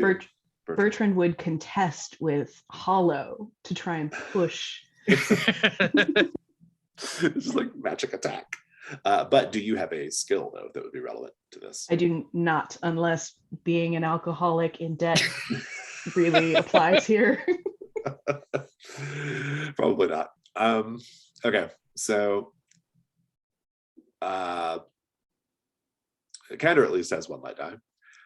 You also take a light die for each mark of ruin you currently have. Well, Candor, you have 3, and Bertrand, you have 4, so that you're both even now in light dice. You both have 4 light dice currently. And finally, you take a dark die if the contest itself is inherently deadly or dangerous. I actually don't think it is. So we won't do that one. but you're both using rituals, so it is. So take a dark die. And then you take as many other dark dies as you wish. And you roll and count all the sixes, and whoever gets the most sixes is the winner. However, for each dark die that comes up a 1, you also mark a ruin. And so let's talk about stakes. You're both currently up to risk for 1. You can add as many other dark dice as you want to be the winner. How many are you each going to put in? I'm going to roll a 4-3. Okay. I'm going to roll 4-5. Ooh, going for it. Really going for it. Each of you roll a risk, whatever your thing is, 4-3 and 4-5. Let's see how you do. Terrible roll from from Bertrand. Woof. I wish the viewers could see it. So Bertrand rolled 1, 2, 2, 1, 1, 2, 3 for 0 successes, 0 sixes. Meanwhile, Candor rolled 1, 5, 6, 4, 6, 2, 4, 6, 3. So 3 sixes. So an absolutely dominant performance here by Yes. Candor. And also no 1s on the dark dice. And actually, you got one on your dark dice, Bertrand. So your ruin is also going up. So this is a great big disaster. We'll come back to think about what the scene looks like. How you are, Candor, how you are preventing Bertrand from ever entering the room. Even if it's like very violent, that's okay. Let us cut back over to Matteo, however. Matteo, this room, it is a study lined with medical texts, occult tomes, models of human anatomy, various implements and tools, skeletal recreations of impossible creatures, vials of strange fluids, hand-labeled and wax-sealed. Dr. Galfani, presumably, is the one slumped over this blood oak desk, their hand frozen with rigor mortis, clutching a cup of wine. He has next to him what appears to be a book of his notes on his various experiments, which is probably valuable to someone if you want to take that. Lots of interesting instructions for various things. You can take the time to read it now, or you can just grab it and go. How much time do you want to spend in this room? I think weirdly, Matteo is not even drawn to the writing. He's looking for more obviously valuable things. Yeah, you can definitely. He's the writing is of no interest to him. Yeah. You will notice something very strange. In a dais set with dials and sparking cables, a deep opening in it, the size of a human hand. Do you place your hand in it? It's waiting for a hand. I'm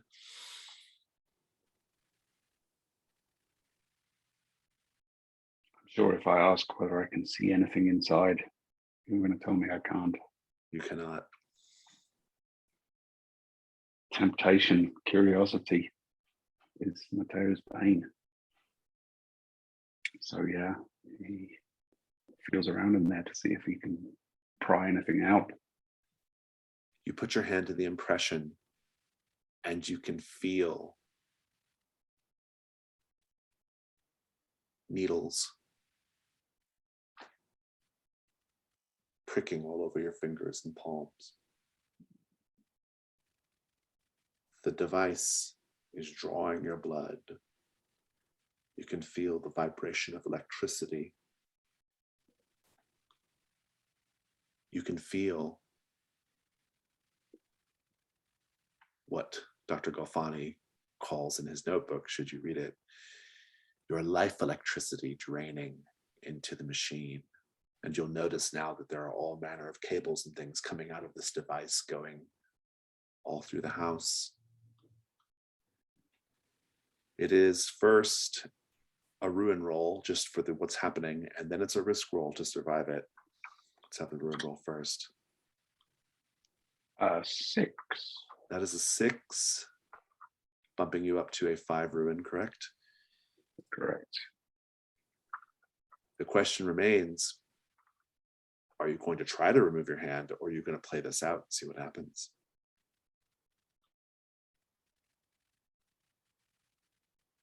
I think, yeah, Mateo tries to pull his hand free.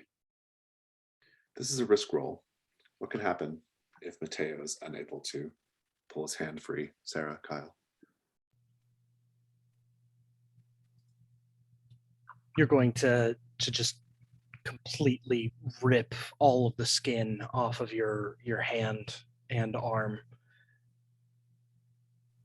Yeah, I think you just can't, and you become a drained husk. I thought the opposite, that you would pull your hand free, but it would just have like nothing but embedded needles stuck in it, and there's nothing you can do about that. Let's talk about dice. I don't know if this is really a skill thing. None of your skills have seemed very helpful inside the house. But what do you think? You make a case. Yeah, I'm having fun with the fact that none of my skills are helping me whatsoever. Indeed not. Indeed not. Let's have devil's bargain. My devil's bargain is, no matter what, at the end of this story, whether that be in the future or right now, you will be coming back to give the house power. I think no matter what, so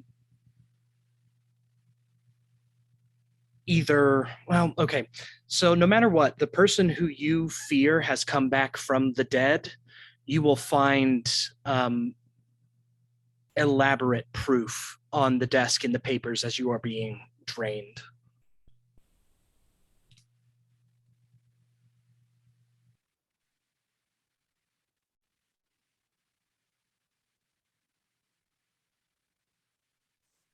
No matter what, the experience of this life-draining machine turns you off your given profession, and you are no longer able to emotionally loot from the dead. It is just too disturbing, and you are forever scarred by it.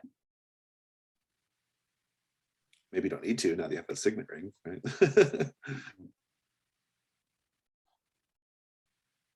What was yours again, Jason? Sorry. Mine was just that no matter what, at the end of this tale, you will be returning to the house, or you'll be at the house to power it.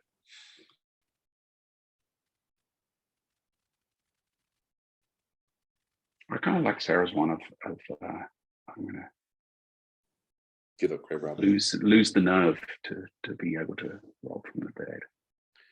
Risk 1-1.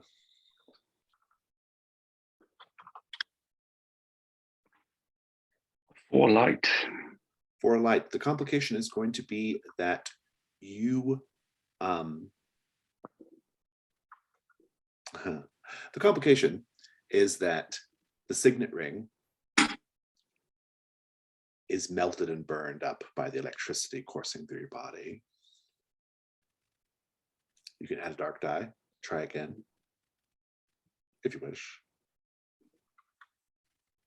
Why not? 6 light. 6 light. Congratulations. Think about how you're going to get my free. in a gosh. moment. We'll come back to it. Candor, give us the scene. How are you keeping Bertrand out? The hallway is a little bit longer than it seemed at first, and Bertrand easily outpaces Candor. And Candor then stops and begins to focus her energy again. And just as Bertrand reaches for the door, the force of Candor's will holds him in place and just completely stops him as Candor casts Bind. And being completely frozen, Candor then uses the spell to drag him backwards towards her, about halfway. Yeah, exactly. About halfway down the hall, and she calmly and slowly steps up and around and says, "You know, this didn't have to end this way," and throws off her cloak, showing the arm that she is holding very close, and says, "I understand that your cowardice caused you great tragedy, but I do not think it fair for cowardice to claim what it in death, what it did not have the bravery to claim in life." And then using the arm, I'm going to then, with Ash's arm, I'm going to then very gently caress Bertrand's face and just say, "I fear this is the closest you will ever come to my beloved." And then she puts her other hand on the side of his face and says, "We could have all been together. Just another tragedy." And then slowly she slips the fingers away from his face, turns, walks slowly to the door, opens it, closes it, locks it, and releases the hold on the spell bind. I have to say, I do want to tell you what's in the room, but I also really like kind of not knowing in a way. Where do I want to go with this? Yeah, I kind of want to. I don't know. What do you all think? I kind of like don't want to see what's in the room now. I just want to end it with the door being locked. But I'll leave it up to you all. If you want to keep going, I will. I'll add some flavor. Yeah. As Bertrand was suffering from this bind spell, you could still see his body vibrating with a rage and tremoring with the unspent energy, unable to overcome this obstacle. I mean, I just want to know how hard you cry as the door clicks shut. Just like how many tears are rolling down those cheeks? Is it a flood or a torrent? What Bertrand knows and Candor does not is the depth of Gelfani's obsession with the human flesh. And there's that peace that you are indeed walking to your flayed doom, and not a tear is shed.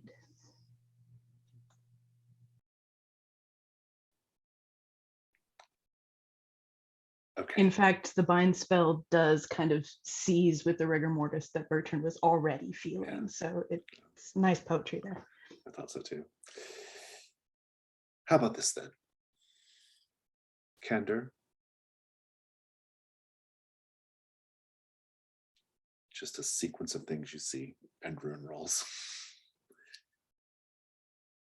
It is a longish room lit by lights flickering in a sickly purple and arcing purple bolts of electricity. Arms sticking out of the walls, crunching their fingers, waving. Each arm has a switch next to it. Some of the arms, the switch is in the down position and they hang limp. But all the rest, they twitch. Make a ruin roll.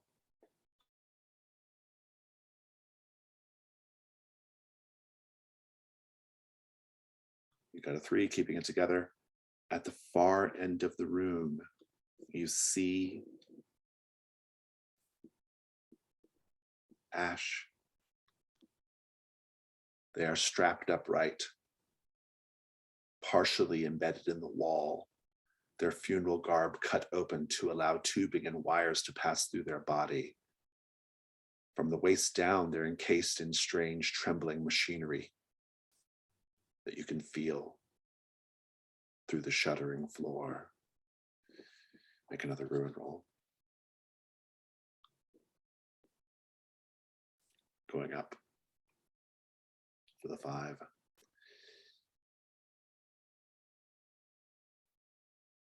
Ash looks at you. Where is Dr. Golfani? I've been ringing. I wanted to tell him. He saved me. I owe him everything. Everything. Death is nothingness. And the doorway back to life is pure agony. And yet, here I am. I am here. What do you do, Candor? I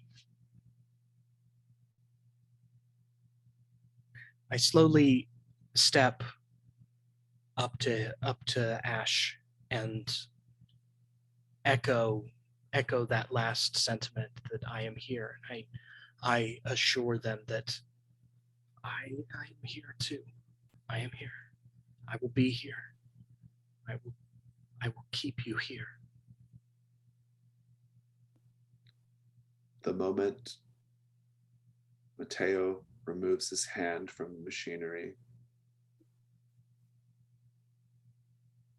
Ash says, something has changed. I can feel myself slipping back into that nothingness of death. Oh, what shall we do? What shall we do? You notice that there is a switch, like the switches on the walls, currently in the down position. What do you do, Candor?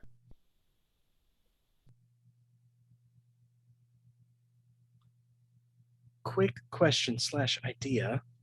Do I also notice my cursed dagger placed ominously and obviously nearby? I'm going to say no. Okay. I'm going to all right. say that the tiny brother has the dagger Oh no. and gives it to Bertrand. Okay. All His right. his new subject. That's fair. Okay. Then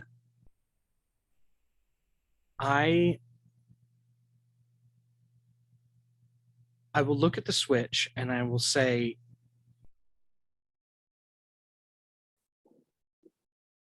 Ash, I don't know. I have seen absolute horrors here. I have flipped these switches before, and it has caused people to die who I thought were already dead. But where you go, we go together. Do you want me to flip this switch and perhaps save us and perhaps damn us? What I think is interesting about this scene is she doesn't even seem to really be aware of you, or they don't seem to be aware of you. They are just like it's a one-way thing, right? Yeah. They are embracing you though, and you can feel a frisson of electricity in your body as you do so, or as they do so. Do you flip the switch? Yes. I flip the switch. So passes ring 5. Let's go to epilogues. Think about your character's future. How does the story end for them? Where do they end up? Consider any devil's bargains that might be hanging out in the sky. And try not to implicate the other characters.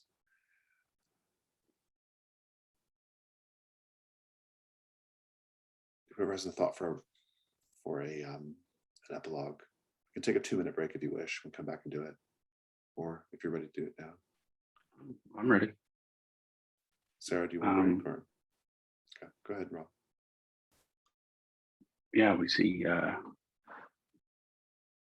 Matteo at a desk with some papers in front of him and something like a jeweler's loop screwed into one eye, and he's meticulously trying to carefully write in script, copying a document, and he has the signet ring next to him on the desk with a candle and some wax.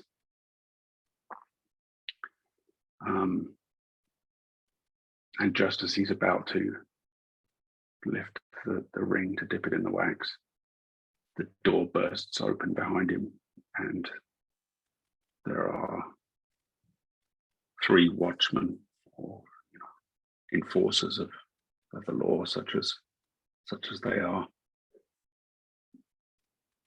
And Matteo turns around horrified and tries to cover up what he's doing, but they grab him and haul him out the door, off to Barsaul prison, kicking and struggling as he goes.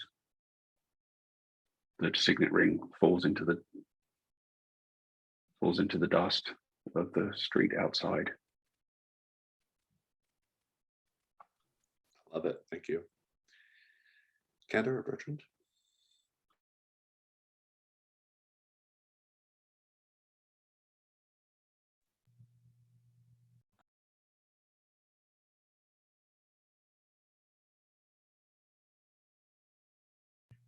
You can go first. Sorry.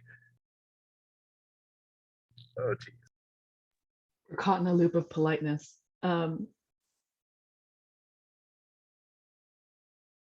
After having the door slammed in his face, still stiff from the bind spell and his muscles and bones and the stench of him, he wanders back through the hallways and finds Dr. Galfani slumped over the desk and gathers the research and the papers, compelled a little bit, if only to understand.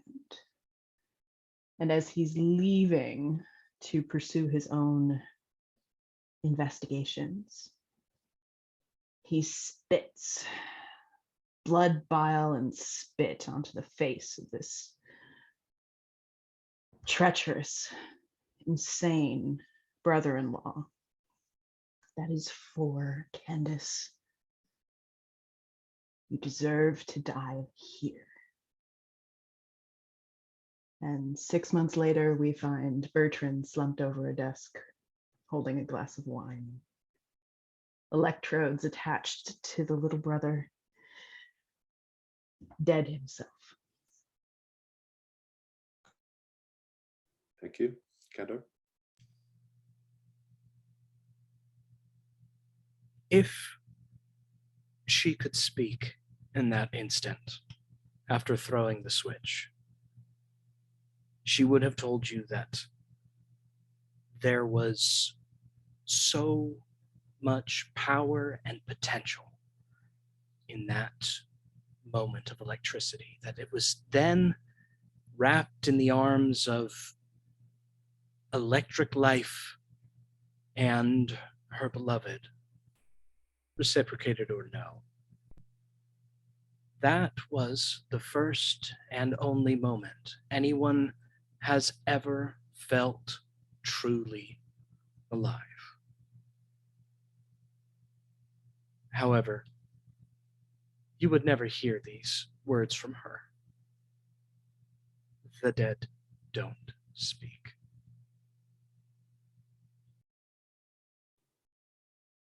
And that concludes Die, Grave Robber, Die. Let's do Stars and Wishes. wishes are, I don't really know what wishes are in this context, but maybe just things you might have done differently, or parts of the story you might have done differently. Yeah. Stars. Who wants to go first? Take it away. I love the scene with in the aquarium room between Candor and Bertram.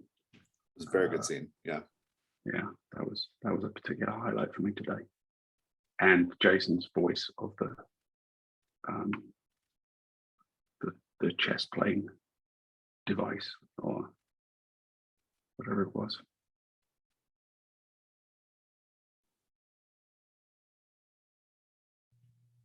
Yeah, I absolutely loved, I loved the characterization, Jason, of all of the things that we met, the voice of the docent, and the absolute horrifying nature of all that.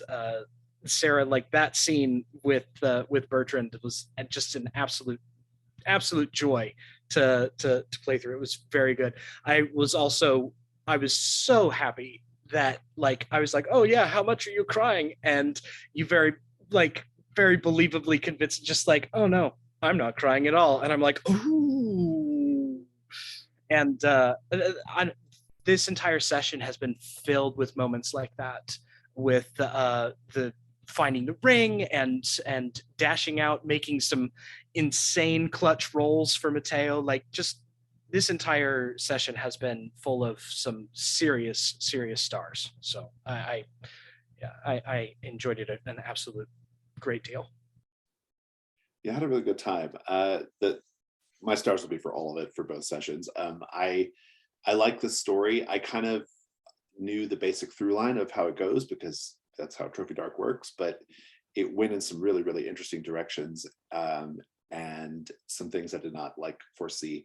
I actually really enjoyed that Mateo ended up separated from the other two at a certain point, because we got to actually see basically all of the incursion that way.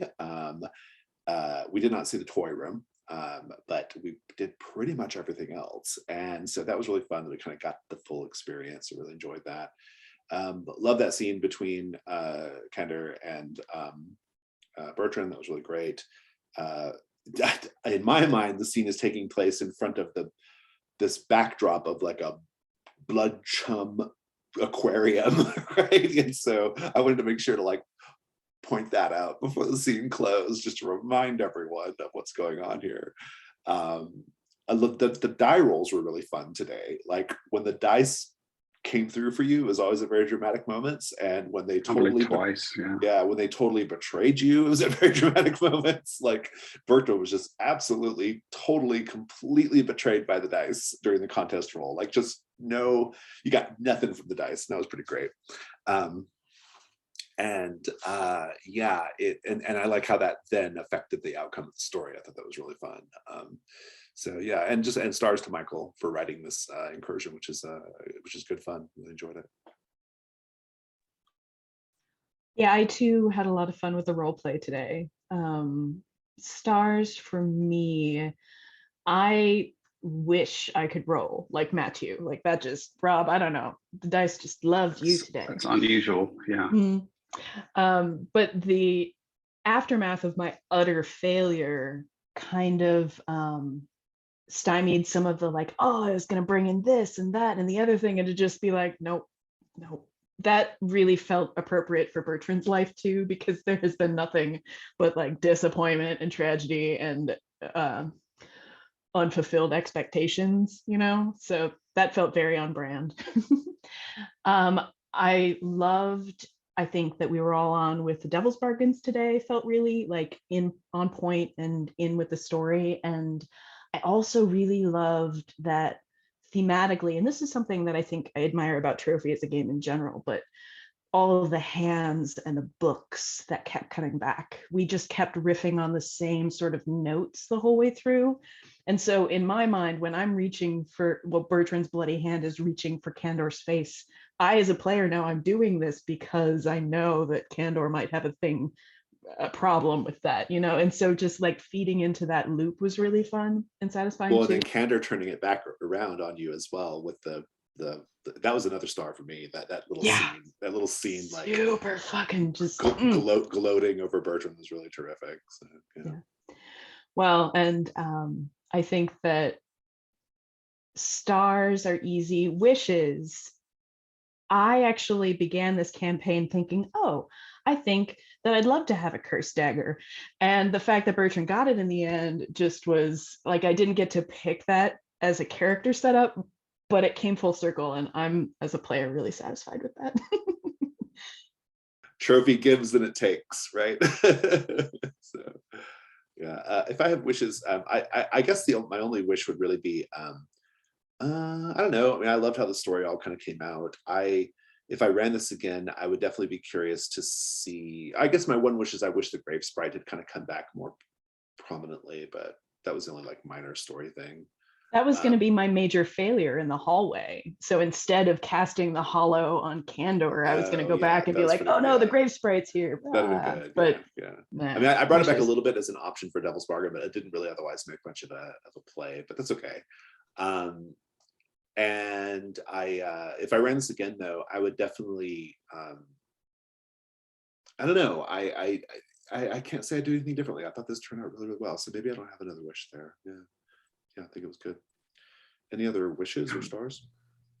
My only wish is, oh, go ahead, Rob, sorry. I was just going to say, we never got to explore like who this person that Matteo thought was pursuing him was, and I didn't really figure it out in my mind. I think it was just paranoia. I don't think it was real. Yeah.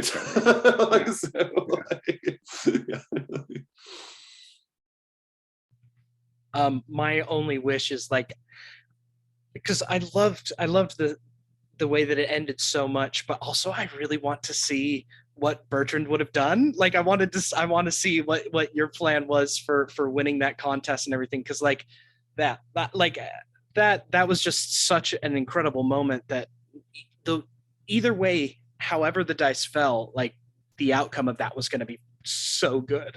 It was just that would be the only thing. I did push the contest roll because I felt like that was going to add to the drama in a way. Contest roll. Oh yeah, absolutely. Start for the contest roll because that didn't always exist, right? That's fairly new in the rule set, and I played Trophy for years without it, but ever since it's been a thing, it makes that sort of like ring 4, ring 5 like confrontation, like it really, really. It gives like mechanical heft to a thing that happens in ring 5, right? And so I really like it because like that was such a good dramatic moment, and I don't think it would have been as impactful if not for the contest role sort of adjudicating it, So it was really fun, and there's just a fun aspect of like how many dice are you going to go for? Well, Kyle went for a lot more and won. So, and it was a risk that paid off because Ruin didn't go up either. So yeah, it was good. I feel like Trophy really succeeds at grabbing like the lightning in a bottle that you get from gambling almost, like that does. I think that its rule set is very simple, but every toss of the dice feels impactful and important, and it feels like serious, something serious is on the line every time. And so you throw the dice and boom, you're in a Vegas casino and it's like, yep, your luck just ran out. Goodbye. Exactly. That's actually my struggle with playing with a dice bot, is because I am a tactile person, and that Vegas mentality of throwing 8 dice and being like, well, let's get it all out there. But yeah, just a really great session all around. It was really, really fun. All right, well, we're at time. So thank you all so much. This was really, really enjoyable. Glad we got to do this for 2 sessions. And I look forward to playing with you all again. Bye, Thank you. Absolutely.